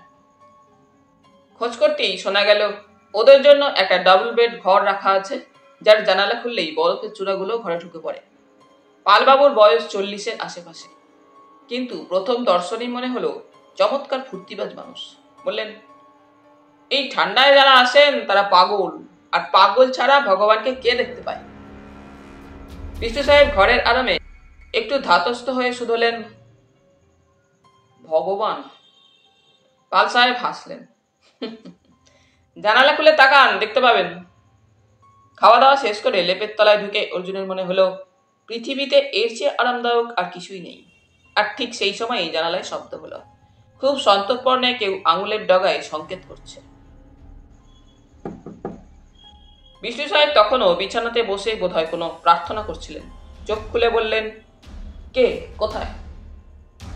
অর্জুন লেপটা মুখের ওপর থেকে নামিয়ে জানালার দিকে তাকালো। চকিতে বিষ্ণু সাহেব ব্যাগটা টেনে নিয়ে ভেতরে হাত ঢুকিয়ে লাঠিটা বের করে আনলেন। শব্দটা তখন থেমেছে। বিষ্ণু সাহেব লাঠিটা অর্জুনকে দেখিয়ে বললেন, আর কোনো ভয় নেই, বাংস কিংবা রঘু ডাকাত, আই ডোন্ট কেয়ার, ঠিক আছে? এই সময় আবার জানালায় শব্দ হলো। এবার একটু ব্যস্ততা ফুটলো আওয়াজে। জানালার ওপাশে পর্দা থাকায় কিছুই দেখা যাচ্ছে না। লাঠিটা বাগিয়ে বিষ্ণু সাহেব উঠলেন। অর্জুন উঠতে যাচ্ছিল, কিন্তু তিনি ঘাড় নেড়ে বললেন, আমি একাই দেখছি। পর্দা সরাবার পর দেখা গেল কাঁচের গায়ে জল জমে থাকায় বাইরেটা অস্পষ্ট। বিষ্ণু সাহেব সন্তর্পণে ছিটকিনি সরাতে সরাতে লাঠিটার মুখ টিপলেন, কিন্তু কোনো পরিবর্তন হলো না সেটার। এবার জানালা ছেড়ে বারংবার সেটা নিয়ে ঝাঁকাতে লাগলেন তিনি। অর্জুন দেখলো জানালাটা খুলে গেল এবং ঘরের মধ্যে একজন মানুষ সন্তর্পণে ঢুকে জানালা বন্ধ করতে করতে বললেন,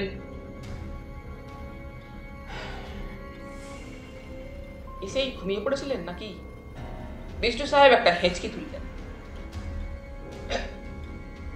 তারপর ধপ করে বিছানায় বসে বললেন, মাই গড, এ কি হলো? কি ব্যাপার, হঠাৎ ভগবানকে ডাকাডাকি কেন? মাথা এবং শরীর থেকে ভারী পোশাকগুলো খুলতে খুলতে অমলদা বললেন। ততক্ষণে আবিষ্কার শেষ হয়েছে বিষ্ণু সাহেবের। তারস্বরে তিনি চিৎকার করে উঠলেন, চিট চিট, ব্যাটাকে আমি পুলিশে দেব।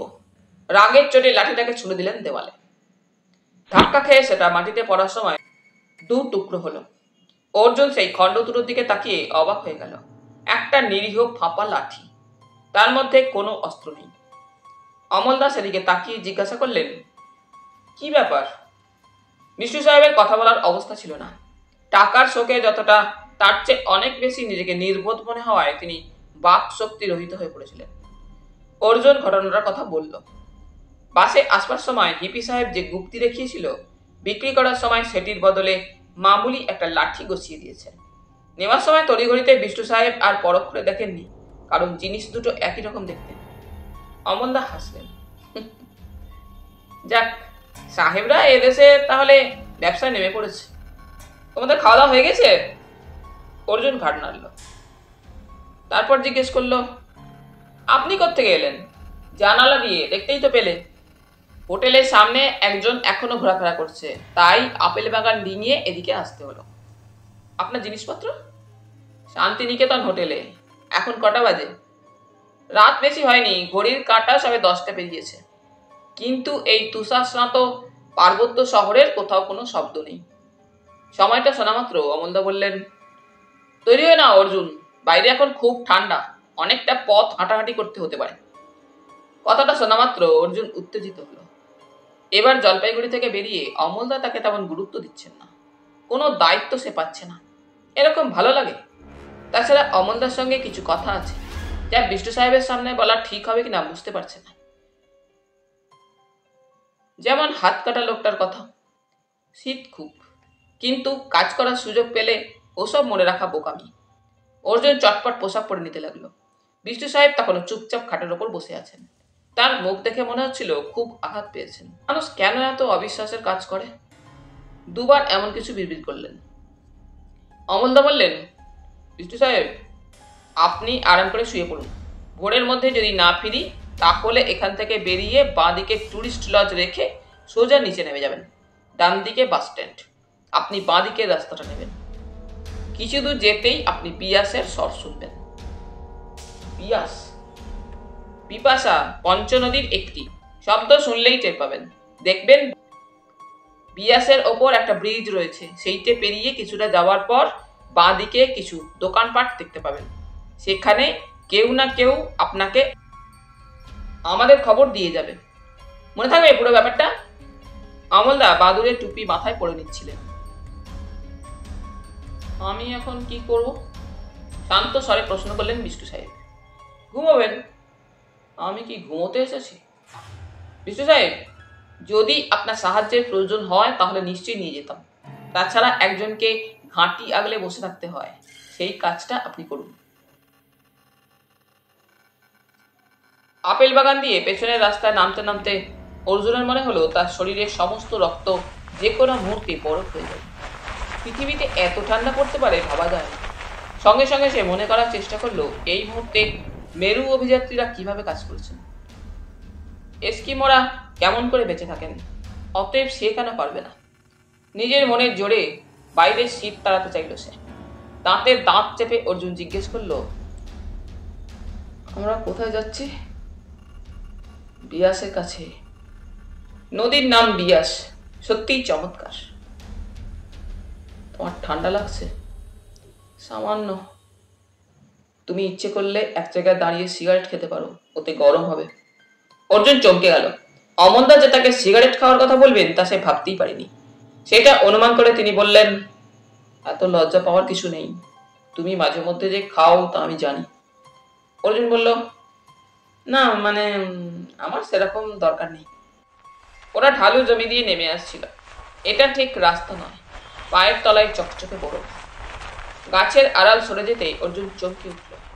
চারপাশের পাহাড় বরফ মেখে যেন হাতের কাছে নেমে এসেছে। তার সাদায় চোখ স্থির হয়ে যায়। অমলদা ফিসফিস করে বললেন, সুন্দর। কিন্তু অর্জুনের মনে হলো আরো কিছু বলা দরকার, অন্য একটা শব্দ যা সুন্দরকেও ম্লান করে দেয়। এই সময় অমলদা বললেন, আমরা এবার পিচের পথটা ধরছি। যদিও ওখানে বরফ পড়েছে তবু সহজে হাঁটা যাবে। মিনিট পাঁচেক যেতে না যেতেই বাজনাটা শুরু হলো। তীব্র বাজনা। যে সুর জানে না সেও বুঝবে উল্টোপাল্টা বাজছে। সঙ্গে সঙ্গে উল্লসিত চিৎকার। কিছুটা এগিয়ে ওরা সেই দৃশ্যটা দেখতে পেল। বাস থেকে নেমে হোটেলে যাওয়ার পথে ওরা সেই জায়গা দিয়ে যখন গিয়েছিল তখন আগুনের লাল আভায় যাদের দেখেছিল তারা এখন আরো উদ্দাম হয়েছে। অর্জুন লক্ষ্য করলো 3টে মেয়ে আছে ওদের মধ্যে। দুজনকে দেখে বোঝাই যাচ্ছে তারা ভারতীয়, এবং এই দুজনেই বাজনার তালে তালে বেশি লাফালাফি করছে। অমলদা বললেন নিচু গলায়, বাজনাটা চিনতে পারছো? অর্জুন মাথা নাড়ল। না, এটাকেই পাঙ্ক মিউজিক বলে। কিন্তু ওদের তো পাঙ্কদের মতো দেখতে না। না, কারণ এখানে সেটা সম্ভব নয়। এরা হিপিদের মতো থাকতে চাইছে, পুলিশের চোখে ধুলো দিয়ে। ইনফ্যাক্ট মানালি হিপিদের জন্যও বেশ নাম করেছে। কিন্তু আজ অনেক খোঁজ করেও আমি যমজ ভাই বোনের হদিশ করতে পারিনি। বিল তাহলে চণ্ডীগড়ে কেন আসছিল? চকিতে অর্জুনের মনে জোড়া টুপি ভেসে উঠল। তারা সেই যমজ ভাই বোন নয় তো? জিনা আর জিন। কিন্তু জিনা আর জিন তো পঙ্গু নয়। জোড়া টুপি পঙ্গু ছিল। সেটা যদি অভিনয় হয় তাহলে আলাদা কথা। সে ঘটনাটা নিচু গলায় অমলদাকে জানালো। অমল সোম উত্তেজিত গলায় জিজ্ঞেস করলেন, ওরা কুলুতে সন্ধ্যেবেলা নেমেছে? তুমি ওদের মুখ দেখেছো? ভালো করে দেখিনি। একজনের টুপি পরে গিয়েছিল, ন্যাড়া মাথা। মুখের ভঙ্গিও স্বাভাবিক নয়। আসলে পঙ্গু বলে আমি ঠিক। অমলদা বললেন, ইনভ্যালিড জোড়া সাহেব কখনো ন্যাড়া হয়? তবে কথাটা যদি সত্যি হয় তাহলে জিন আর জিনা এখানে এসে পৌঁছে যাবে আজ রাত্রে। অবশ্য আর ওদের ভেগ ধরতে হবে না। অনেকক্ষণ ধরে যে কথাটা পাক খাচ্ছিল সেইটা জানতে চাইল অর্জুন। অমলদা, সীতার খবর পেয়েছেন? ও কি এখানে আছে? অমলদা মাথা নাড়লেন। সেইতে জানার জন্য আজ রাত্রে বেরিয়েছি। অর্জুন আগুনের সামনে নৃত্যরত দলটাকে দেখল। এত রাত্রে এরা কি আনন্দে এমন ঠান্ডায় নেচে যাচ্ছে তা তার মাথায় ঢুকছিল না। ভারতবর্ষের যে কোনো জায়গার থেকে মানালি কেন এত প্রিয় হলো ওদের তাও বোঝা যাচ্ছে না। অর্জুন একটা উত্তর তৈরি করে নিল। মানালির আবহাওয়ার সঙ্গে বোধহয় ওদের দেশীয় আবহাওয়ার মিল আছে। অর্জুন জিজ্ঞেস করল, পুলিশ ওদের নাচতে দিচ্ছে? নাচা কি অপরাধ? অর্জুন বাসে সেই হিপিটিকে খুঁজল। লোকটা যা করেছে তাতে পুলিশ ওকে ধরতে পারে অনায়াসে, কিন্তু লোকটা এখানে নেই। ঠিক সেই সময় একটি মেয়ে সরে এলো দলের ভেতর থেকে, চুপি সারে। মনে হলো ও যে বেরিয়ে এলো তা কাউকে লক্ষ্য করতে দিল না। অমলদা ফিসফিস করে বললেন, ওকে অনুসরণ করো। যদি কোনো বাড়ির মধ্যে ঢুকে যায় সেখানে আধ ঘন্টা অপেক্ষা করবে, তারপর হোটেলে ফিরে যাবে। অর্জুন আর দাঁড়ালো না। সেই প্রথম সে একটা কাজের মতো কাজ পেল। মেয়েটি ততক্ষণে তরতর করে হেঁটে গেছে অনেকটা দূর। বোঝা যাচ্ছে এখানকার পথঘাট ওর ভালো করে চেনা। অর্জুন দ্রুত পা চালাতে গিয়ে আশার খেতে খেতে সামনে নিল। পায়ের তলায় বরফ জমছে, পেঁজা তুলোর মতো বরফ পড়ছে এখন। নিজের শরীরের দিকে এক পলক নজর যেতেই মজা লাগলো। মোটা শীত বস্ত্রের ওপরেও সাদাটে হয়ে গেছে এতক্ষণে। কিন্তু বেশি জোরে হাঁটা যাবে না। সামনের মানুষটা যেন টের না পায় যে তাকে অনুসরণ করা হচ্ছে। এইরকম ব্যবধান রেখে এগোতে হবে। মেয়েটি এবার বাঁ দিকে বাঁক নিতেই অর্জুন বুঝল ডান দিকেই বাস স্ট্যান্ড। কিন্তু এই রাত্রে মানালির পথে একটা কুকুর পর্যন্ত নেই। দু পকেটে হাত ঢুকিয়ে মেয়েটি হেঁটে যাচ্ছে মাথা ঝুঁকিয়ে। কেউ তাকে অনুসরণ করছে কিনা তা মোটেই ভাবছে না। খানিকটা যাওয়ার পর একটা গর্জন কানে এলো, চাপা কিন্তু গম্ভীর। এবং তারপরেই সে দেখতে পেল নদীটাকে। এই শীত এবং বরফ জমানো ঠান্ডাতেও জল পড়ছে পাথরের ওপর নাচছে, শব্দ হচ্ছে। নদী মোটেই চড়া নয়, কিন্তু তার জলের গতি বোধহয় সেই কারণেই নদী বরফ হয়ে যাচ্ছে। মেয়েটি বাঁক নেবার মুখে হঠাৎ থমকে দাঁড়ালো। তারপর সন্তর্পণে পেছন ফিরে তাকালো। অর্জুন তৈরি ছিল। মেয়েটি দাঁড়ানো মাত্র সে একটা গাছের আড়ালে চলে গিয়েছে। সে বুঝতে পারলো মেয়েটি সন্দেহ করছে, কিংবা এমনও হতে পারে শুধু সতর্কতার জন্য পেছন ফিরে তাকাচ্ছে। অর্জুন দেখলো মেয়েটি আবার হাঁটা শুরু করল। নদীর ওপর সেতু। মেয়েটি সেই সেতুর ওপর দাঁড়ালো, যেন মুগ্ধ হয়ে নির্জন নিসর্গ দেখল। তারপর দ্রুত হাঁটতে লাগলো ওপাশের পাহাড়ের রাস্তায়। ওই পথটুকুতে কোনো আড়াল নেই। নদীর ওপর দিয়ে যাওয়ার সময় ধরা পড়ে যাওয়ার সম্ভাবনা। অথচ মেয়েটি বেশি দূরে চলে গেলে অনুসরণ করা বিফলে যাবে। অর্জুন ঝুঁকি নিল। মাথা নিচু করে সে দ্রুত চলে এলো সেতু। প্রচন্ড ঠান্ডা এখানে। অর্জুনের মনে হলো ওর মুখ। তারপর সামনের পথে পা দেওয়া মাত্র মেয়েটিকে দেখতে পেল। বাঁদিকের একটা বিশাল কাঠের বাড়ির মধ্যে যেন মুহূর্তেই উবে গেল সে। বাড়িটার গায়ে কয়েকটা ভাঙাচোরা কাঠের দোকান আছে। দোকানগুলোকে এখন ভুতুরে বলে ঠেকছে। এখানে আধ ঘন্টা দাঁড়িয়ে থাকতে হবে এবং তারপর অমলদার নির্দেশ মতো ফিরে যাওয়ার কথা। পাহাড়ের একটা খাঁজ দেখে অর্জুন যতটা সম্ভব নিজেকে আড়াল করে দাঁড়ালো। পেঁজা বরফ খুব নিঃশব্দে পড়ে না, কান পেতে শুনলে তারও একটা মৃদু শব্দ পাওয়া যায়। যতক্ষণ হাঁটাহাঁটি ছিল ততক্ষণ একরকম। দাঁড়ানোর পর ঠান্ডা দ্বিগুণ হলো। পকেটে হাত ঢুকিয়ে কাঁপছিল অর্জুন। এমন সময় সেতুর ওপর দুজন মানুষ দেখা গেল। সেই দুজনের পেছনে আরো দুজন। চারটে চলন্ত কালো দাড়ি যেন। ক্রমশ ওরা সামনে এগিয়ে এলো। প্রথম দুজন যে পুরুষ তা বোঝা যায়। পেছনের একজন মহিলা এবং অর্জুন ফোঁক ফিরল। এরাই তাহলে জন আর জিনা। হুবহু এক মুখ, যেরকমটা ফটোগ্রাফ দেখেছিল। যমজ ভাই বোন লোক দুটোর সঙ্গে হেঁটে বাড়িটার মধ্যে ঢুকে গেল। অর্জুনের এবার সিগারেট খেতে ইচ্ছে করছিল। এই ঠান্ডা এবং ঘটনা যেভাবে বাঁক নিচ্ছে তাতে খুব নার্ভাস হয়ে পড়ছিল। চারধারে একটা পানসে আলো, যাতে সবকিছু রহস্যময় মনে হচ্ছে। ঠিক তখনই একটা আর্তচিৎকার বাড়িটা থেকে ভেসে আসতে গিয়েই যেন থমকে গেল। চিৎকারটা এমন যে বুকের মধ্যে কিছু ছটফটিয়ে উঠল। তারপরেই অর্জুনের খেয়াল হলো চিৎকারটা কোনো মেয়ের গলা থেকে বেরিয়েছে। অর্জুন বাড়িটার দিকে তাকালো। প্যাগোডা ধরনের কাঠের বাড়ি, ছাদও কাঠের এবং সমস্ত বাড়ির গায়ে তুষারের আস্তরণ। বাড়িটার গায়েই একটা কাঠের দোকান। হঠাৎ অর্জুনের মনে হলো দোকান এবং বাড়িটার মাঝখানে কিছু একটা নড়ল, যেন কেউ ঢুকে খুব দ্রুত ছায়ার মধ্যে মিশে গেল। আর্তনাদটাকে স্তব্ধ করার পর আর কোনো আওয়াজ বাড়ি থেকে বের হয়নি। রাস্তার এপাশ থেকে ওটাকে নিরীহ এবং ঘুমন্ত বলে ঠেকছে। ছায়া থেকে একটা দড়ি ছিটকে বেরিয়ে ওপারের কাঠে লেগে গেল হুকের কল্যাণে। অর্জুন শক্ত হয়ে দাঁড়ালো। কাঠের ওপর তুষার ছিল, কিন্তু তবু অর্জুনের মনে হলো সে একটা শব্দ শুনেছে। দড়িটা যে ছুড়লো, ছায়ায় দাঁড়িয়ে থাকায় তাকে দেখা যাচ্ছে না। অর্জুন বুঝলো প্রতিক্রিয়া জানার জন্য লোকটা অপেক্ষা করছে, কিন্তু সেই ঠান্ডায় প্যাগোডা বাড়ির ছাদে দড়ি ছুটতে যাচ্ছে কেন লোকটা? তাহলে কি ওই বাড়ির বাসিন্দাদের বিরোধী কেউ?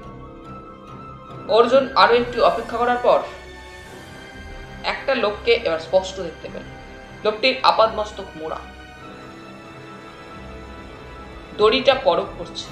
তারপর আরেকজন এসে দাঁড়ালো নিঃশব্দে। খানিকটা তাকানোর পর দাঁড়াবার ভঙ্গিতে অর্জুন চমকে উঠে সামলে নিয়ে মাথা নিচু করে দৌড়তে লাগলো রাস্তাটা পেরোবার জন্য। কয়েক সেকেন্ডের মধ্যে অমল সোমের সামনে দাঁড়িয়ে হাঁপাতে লাগলো সে।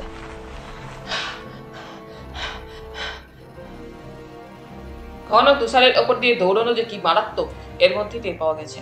একটা রিভলভার এবং একটা ছুরি ওর দিকে উঁচিয়ে আছে।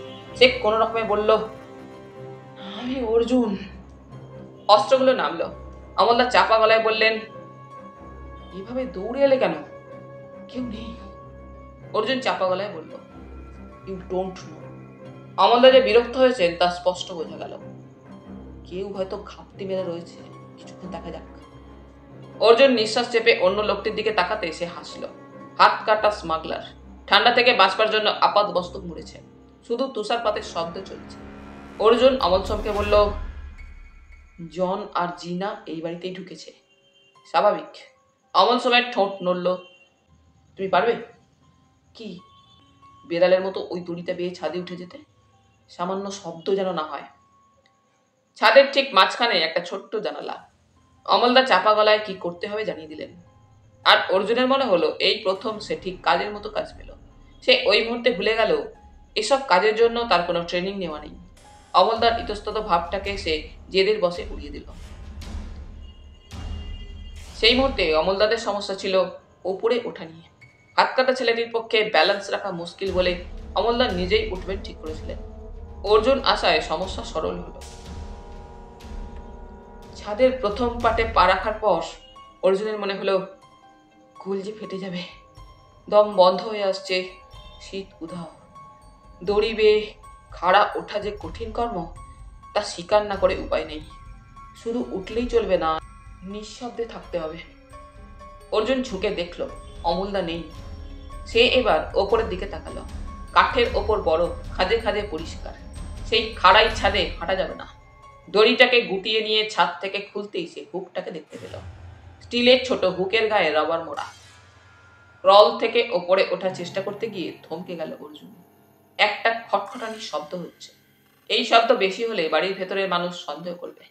সোজাসুজি পা ফেলা শক্ত, বরফে পিছলে যাবার সম্ভাবনা খুব বেশি।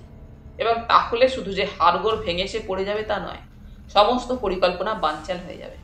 কিন্তু এছাড়া তো উপায় নেই। অর্জুন সামান্য দাঁড়িয়ে মাথা ঝুঁকিয়ে ওপরের কার্নিশ স্পর্শ করল।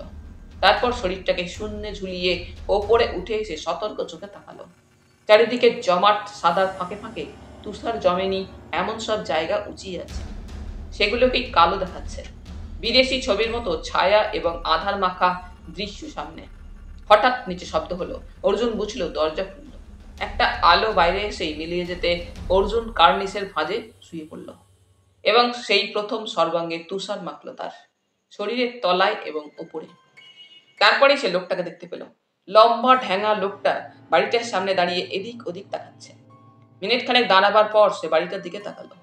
অর্জুনের বুকে দুর্মুষ পিটছিল কেউ। নিঃশ্বাস বন্ধ করে পড়েছিল। লোকটা যদি খেয়াল করে তাহলে ধরা না পড়ার কোনো কারণ নেই। কিন্তু বাড়ির যেদিকটায় অমলদারা ছিল, লোকটা সেদিকে এগিয়ে গেল পকেটে হাত রেখে। অর্জুন জানে অমলদা ওখানে দাঁড়িয়ে থাকবেন না। লোকটা কাউকেই খুঁজে পাবে না। মিনিট খানেক কেটে যাওয়ার পর আবার লোকটাকে দেখা গেল। এবার বেশ নিশ্চিন্ত ভঙ্গিতে সে ভেতরে ঢুকে গেল। অর্জুন ওপরে যাওয়ার জন্য শরীর তুলতেই বুঝতে পারল হাত পা জমে গেছে, সার নেই। প্রায় মিনিট দশেকের চেষ্টায় সে যখন ধোঁয়া অথবা আলোর জন্য তৈরি কাচের জানালাটার পাশে এসে দাঁড়ালো, তখন তার চেহারা চেনা শক্ত হতো। সমস্ত শরীরে সাদা স্ট্যাম্প পড়ে গেছে। অর্জুন জানালার কাছে চোখ রেখে কিছুই দেখতে পেল না। ঝাপসা কাঁচটা ধরে একটু জোরে চাপ দিতেই সেটা নড়তে লাগলো। কিন্তু তুষার ছুপ করে গড়িয়ে পড়লো ছাদে। অর্জুন কিছুক্ষণ সিটিয়ে বসে থাকলো। তারপর আবার কাঁচটা ধরে টানতে লাগলো। হয়তো পুরনো বাড়ি বলে কিংবা ফ্রেমটা কমজোরি হয়ে আসায় হঠাৎ কাঁচ খুলে এলো হাতে। সন্তর্পণে একটা খাঁজে কাঁচটাকে শুইয়ে রেখে অর্জুন মুখ ঢোকালো গর্তে। অর্জুন চারপাশে আবার নজর ঘোরালো। সাদা লেপে মুড়ি দিয়ে রয়েছে মানালি, কোথাও কোনো শব্দ নেই। সে ধীরে ধীরে গর্তের খাঁজে পা রাখলো। জায়গাটা খুটখুটি অন্ধকার, তবু খাঁজে খাঁজে পা রেখে সে অনেকটা নেমে আসতে লাগলো। আর তারপরেই টের পেল পায়ের তলায় কিছু নেই, অর্থাৎ সে ঘরের ছাদের সীমায় চলে এসেছে। কোন রকমের ঠেস দিয়ে না দাঁড়ানো না বসা অবস্থায় অর্জুন নিচের দিকে তাকিয়ে কিছুই দেখতে পেল না। ঠিক তখনই দরজায় শব্দ হলো। কেউ দ্রুত হাতে দরজা খোলা মাত্র একটা আলো ঘরে এলো। টাক মাথা কিংবা ন্যাড়া একটা শরীর সেই আলো নিয়ে দু পা এগিয়ে জিজ্ঞেস করলো, হাই, হোয়াটস রং? নিঃশ্বাস বন্ধ করে শূন্যে ঝুলন্ত অবস্থায় অর্জুন দেখলো ঘরে একজন শুয়ে আছে। প্রশ্ন করা সত্ত্বেও সে কোনো উত্তর দিল না। গলা শুনে ততক্ষণে অর্জুন বুঝে গেছে প্রশ্ন যে করেছে সে মেয়ে। মেয়েটি আরেকটু আলো তুলে এগিয়ে এলো। আমি আর জন আজ এখানে পৌঁছে গেছি। তুমি কেন পাগলামি করছো? জীবনটাকে উপভোগ করো। একটু পরেই একজন গুরু আমাদের হোলি লেকচার দেবেন, তুমি শুনবে? উত্তর না পেয়ে মেয়েটি রাগত ভঙ্গিতে বেরিয়ে গেল ঘর ছেড়ে। ও যদি একবার ওপরের দিকে তাকাতো তাহলে আর রক্ষে থাকতো না। অর্জুন এবার প্রচন্ড হাততালির শব্দ শুনতে পেল। আশপাশের কোনো ঘর থেকেই সেই শব্দটা এলো। জন এবং জিনা। এই মেয়েটি তাহলে জিনা, এরাই পঙ্গু সেজে এলো। মাথা আগেই কামানো ছিল। নিজেকে খুব বোকা মনে হলো। মিনিট 3 যাওয়ার পর অর্জুন কোমর থেকে দড়িটা খুলে হুকটা জড়িয়ে রাখলো গর্তের খাঁজে। তারপর দড়ি ধরে ঝুলে পড়লো নিচে। স্বচ্ছন্দে তার পা ঠেকে গেল নিচের কাঠের মেঝেতে। দড়িটা ওপর থেকে ঝুলছে, লুকোবার কোনো জায়গা নেই। ঠিক তখনই ইংরেজিতে প্রশ্ন হলো, কে? খুব ক্ষীণ গলার স্বর। অর্জুন আবছা শরীরটাকে কাছে পৌঁছে চাপা গলায় বলল, সীতা, আমি Arjun. Who the hell are you? এবার কণ্ঠস্বর তীক্ষ্ণ। সীতা? তুমি সীতা নও? ইয়া, আমি অর্জুন। কালিম্পংয়ে তোমাদের বাড়িতে ছিলাম কদিন। তোমার বাবা আমাকে নিয়ে গিয়েছিলেন, তোমার কিছু মনে নেই? অর্জুন যেন দিশেহারা। ভাই সেই অর্জুন? তুমি মহাভারত, আমি রামায়ণ। এক জায়গায় এলাম কি করে? দে উইল কিল ইউ, পালাও। তোমার বাবা আমাদের ডেকেছেন তোমাদের ফিরিয়ে নিয়ে যাওয়ার জন্য। কথা বলতে বলতে অর্জুন এবার বাঁধনগুলো দেখতে পেল। সীতার দুটো পা এবং হাত বাঁধা। আবছা আধারে তার মুখ দেখা যাচ্ছে না বটে, কিন্তু শরীরের আদর স্পষ্ট। তুমি এখানে কি করে এলে? সীতার কণ্ঠস্বর এবার অন্যরকম। অর্জুন আর কথা না বাড়িয়ে দ্রুত বাঁধন খুলে দিল। তোমার এই অবস্থা কেন? আজ শেষ দিন ছিল। কিসের? আমি যদি ওদের সঙ্গে ফিরতে না চাইতাম তাহলে আজ রাত্রি। সীতার গলা কেঁপে উঠল। অর্জুন ওকে দাঁড় করালো। দীর্ঘদিন শুয়ে থাকায় বেচারার পক্ষে স্বাভাবিকভাবে দাঁড়ানো সম্ভব হচ্ছিল না। ওকে বসতে বলে অর্জুন নিঃশব্দে দরজার দিকে এগোলো। সামনেই লম্বা করিডোর, একটা বড় মোমবাতি জ্বলছে। তারই কাঁপা আলোয় অর্জুন খানিকটা এগোতেই একটা দরজার পাশে দাঁড়াতে চমকে উঠল। বেশ বড় হলঘর, পাঁকড়া ঘরের মেঝেতে শুয়ে বসে রয়েছে। তাদের প্রত্যেকের হাতে মাদক দ্রব্য, এবং ঘরের এক প্রান্তে বেদির উপর যিনি বসে আছেন 2 শিষ্য সমেত, তাকে চিনতে অসুবিধা হলো না। সাধু বাবা বেশ নেশাগ্রস্ত, শিষ্যরাও ঢুলুঢুলু। হঠাৎ একটা লম্বা ঢ্যাঙা ন্যাড়া মাথার পাঙ্ক উঠে দাঁড়ালো। বয়েজ অ্যান্ড গার্লস, আজ আমাদের শেষ দিন।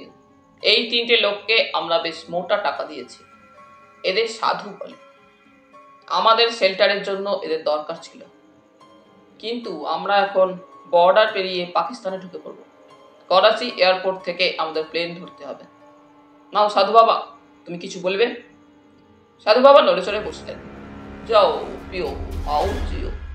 একজন শিষ্য বাক্যটার ইংরেজি অনুবাদ করে দেওয়া মাত্র হুল্লোড় উঠল ঘরে। ঢ্যাঙা লোকটা তীব্র শীষ দিয়ে উল্লাস থামালো। নো সাউট। আজ দুপুর থেকে আমরা অস্বস্তিতে আছি। আমাদের বন্ধুদের কালিম্পংয়ে যার জন্য ঝামেলা সহ্য করতে হয়েছিল, সেই লোকটা আজ এখানে এসেছে। যে এসেছে একটা বালক আর একটা বৃদ্ধকে সঙ্গী করে। বালকটিকে পাওয়া যাচ্ছে না, বৃদ্ধটিকে আমরা হোটেল থেকে তুলে এনেছি। Bring him. অর্জুন হতভম্ব। একটা পাঙ্ক যাকে সামনে নিয়ে এলো তাকে দেখে ওর জিভ শুকিয়ে গেল। বিষ্টু সাহেবের অবস্থা বলির পাঁঠার মতো। গায়ে তেমন জামা কাপড় নেই, থরথর করে কাঁপছে, কপালের ওপর রক্তের দাগ। ঢ্যাঙা লোকটা ইশারায় ওকে দাঁড় করানোর জন্য নির্দেশ দিতে ঘরে চিৎকার উঠল, কিল হিম, কিল হিম, কিল হিম। একটা পাঙ্ক মেয়ে উঠে তীব্র গতিতে ন্যাড়া মাথায় ঠুস দিতে বিষ্টু সাহেব কাঠের মেঝে পড়ে গেলেন বলে। অর্জুনের খুব কষ্ট হচ্ছিল। এই ভালো মানুষ লোকটাকে সাহায্য করা দরকার, কিন্তু 8-9 জন পাঙ্কের সঙ্গে সে একা পারবে কি করে? ঢ্যাঙা লোকটা বলল, and now the main problem.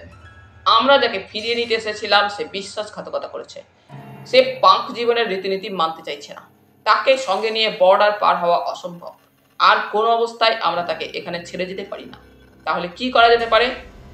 সঙ্গে সঙ্গে চিৎকার উঠল, কিল হার, কিল হার, কিল হার। ঠ্যাঙা লোকটা হাসল, গুড। দেন একটার পর একটা। অর্জুন দ্রুত ঘরে ফিরে এসে দেখলো সীতা নেই। আবছা অন্ধকারে কোথাও সীতাকে দেখতে পেল না।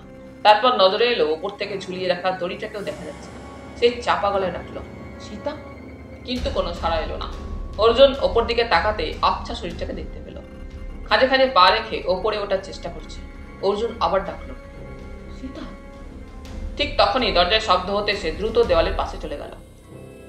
একটা নেড়া মাথা বেঁটে ছেলে ঘরে ঢুকলো। তারপর খাটের দিকে তাকিয়ে বলল, আমি কতদিন তোমাকে প্রপোজ করেছি, তুই শোনোনি। আজ তার হিসেব চুকিয়ে দেব। কথাগুলো জড়ানো ইংরেজিতে হলেও মানেটা ধরতে পারলো অর্জুন। তবে সময় নষ্ট না করে সে ঝাঁপিয়ে পড়লো লোকটার উপরে। 2 হাত জড়ো করে ঘাড়ের উপরে আঘাত করতেই কাটা কলা গাছের মতো লোকটা মাটিতে লুটিয়ে পড়ল। এই আঘাত করার ধরনটা অমলদা শিখিয়েছিলেন তাকে। এতে অন্তত আধ ঘন্টার মধ্যে জ্ঞান ফেরার কথা নয়। লোকটাকে টেনে এক কোণে সরিয়ে রেখে সে আবার মাঝখানে চলে এসে ডাকলো, সীতা, সীতা, দড়িটা ফেলে দাও। Hi Rick, what happened? আরেকটি শরীর দরজায় এসে দাঁড়াতে অর্জুন বুঝলো আর পরিত্রাণ নেই। লোকটা কি তাকে দেখতে পাচ্ছে? নবাগত পাঙ্ক চটুল পায়ে ঘরে ঢুকে খাটের দিকে এগিয়ে যেতে অর্জুন ঝাঁপিয়ে পড়ল। আচম্বিতে লোকটা এমন অবাক হয়ে গেল যে কোনো প্রতিরোধ করার কথা ভাবতেই পারল না। দ্বিতীয় লোকটিকে মাটিতে শুইয়ে দিয়ে অর্জুন অদ্ভুত আত্মবিশ্বাস পেল। এই প্রথম সে 2টো মানুষকে পরাজিত করল। দুজনেই আমেরিকান, কিন্তু আর সময় নেই। ও ঘরে এখনো 7 জন আছে। সে গলা তুলল, সীতা, সীতা, দড়িটা ফেলে দাও। নো। সীতা চাপা গলা শুরু করল, আমি কাউকে বিশ্বাস করি না। তারপর আর তাকে দেখা গেল না।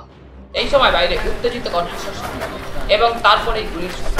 অর্জুন দ্রুত দরজার সামনে এসে দাঁড়াতেই দেখলো ঠ্যাঙার লোকটা চিৎকার করছে, পেছনের দিকে চলে যাও, পুলিশ ঘিরে ফেলেছে, পেছনের দরজা দিয়ে যে যেখানে পারো পালাও। হুড়মুড় করে পাকটা ছুটে গেল পেছন দিকে এবং তখনই দরজা ভাঙার শব্দ হলো। অর্জুন এই সময় কাঠের লম্বা টুলটাকে দেখতে পেল। টানতে টানতে সেটাকে ঘরের মাঝখানে নিয়ে এলো সে। কথা ছিল এখানে আসার 15 মিনিটের মধ্যে যদি দরজা না খুলে দিতে পারে তাহলে অমলদা আর অপেক্ষা করবেন না। এখন সামনে দিয়ে যাওয়া বিপদ। পুলিশ এবং পাঁকদের লড়াইয়ের মাঝখানে পড়তে হবে। লম্বা কাঠের টুলটার ওপর উঠে দাঁড়িয়ে কয়েকবার চেষ্টার পর সে সিলিংটা ধরতে পারল। তারপর শরীর ঝুলিয়ে অনেক কষ্টে ওপরের খাঁজে পা রাখতে পারা মাত্র নিচে আর্তনাদ শুরু হয়ে গেল। ছাদের ঠান্ডায় শরীর বের করে অর্জুন কিছুক্ষণ চুপ করে রইল। পুলিশ এবং অমল এতক্ষণে ভেতরে ঢুকে গেছেন। সে ধীরে ধীরে বাঁদিকে তাকাতে দেখতে পেল তুষারের ওপর একটা কালো বিন্দুর মতো কিছু ছুটে যাচ্ছে। সে দ্রুত নামতে গিয়ে অনেকটা পিছলে পড়তে পড়তে শেষ মুহূর্তে সামলে নিতে একটা ছুরি হাওয়া কেটে তার পাশে বিঁধল। ব্যালেন্স না থাকায় শরীরটা সরে যাওয়ায় সে বিদ্ধ হয়। অর্জুন হতভম্ব হয়ে তাকাতে হাত কাটা লোকটাকে দেখতে পেল। আমাকে মারলে কেন? তুমি? যা বাবা, তুমি ওপর থেকে নেমে আসবে বুঝবো কি করে? ছুরিটা তুলে সে নিজে সরিয়ে দিতে অর্জুন লাফিয়ে নামলো। কতক্ষণ এখানে আছো? এইমাত্র এসেই দেখলাম উপর থেকে একজন নামছে। ভাগ্যিস লাগেনি, আমি এই প্রথম টার্গেট মিস করলাম। খুব আফসোস যেন গলায়। অর্জুন কথা বলল না। সে সাদা তুষারের ওপর দৌড়তে লাগলো। বিন্দুটা মিলিয়ে যাচ্ছিল, আবার স্পষ্ট হলো। কাছাকাছি হওয়া গেল, কারণ এতদিনের দুর্বলতা এবং পায়ের তলা তুষার সীতাকে চলতে দিচ্ছিল না। অর্জুন চিৎকার করে ডাকলো, সীতা! সঙ্গে সঙ্গে সীতা ঘুরে দাঁড়ালো। খবরদার, এসো না! কেন? অর্জুন তবু এগিয়ে যাচ্ছিল। আমি কাউকে বিশ্বাস করি না। কেন? আমি বাঁচতে চাই বলে। আমাকে বিশ্বাস করলে তুমি মরবে না। নো, আমি বিশ্বাস করি না। সীতা আবার দৌড়তে যাচ্ছিল, কিন্তু তার আগেই অর্জুন তাকে ধরে ফেলল। সঙ্গে সঙ্গে সীতা প্রাণপণে অর্জুনকে কামড়াতে যেতেই তার রাগ হয়ে গেল। যতটা জোরে সম্ভব সে সীতার গালে চড় মারল। তুমি কি পাগল? ড্রাগ খেয়ে কি মাথা খারাপ হয়ে গেছে? আমি তোমার সঙ্গে বন্ধুত্ব করতে চাই, আর তুমি বিশ্বাস করতে পারছো না। সীতা ফ্যাল ফ্যাল চোখে তাকালো। অর্জুন বলল, তুমি ভারতীয়, বাঙালি। সীতা, তুমি ভুলে যেও না, আমার কোনো স্বার্থ নেই, আমি তোমার বন্ধু।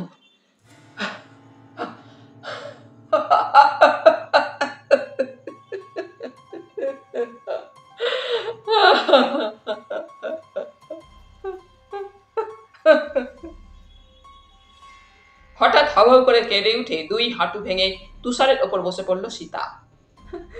আমি খারাপ হয়ে গেছি, খুব খারাপ। দুহাতে সীতার কাঁধ ঝাঁকিয়ে দিয়ে অর্জুন বলল, না, সীতারা কখনো খারাপ হয় না। তাহলে বন্ধুরা, আজ এই পর্যন্তই। গল্প পাঠ তোমাদের ভালো লেগে থাকলে তোমাদের কাছে আবারও অনুরোধ থাকলো, লাইক, শেয়ার এবং সাবস্ক্রাইব করে তোমাদের মূল্যবান মতামত পাঠানোর জন্য। ধন্যবাদ।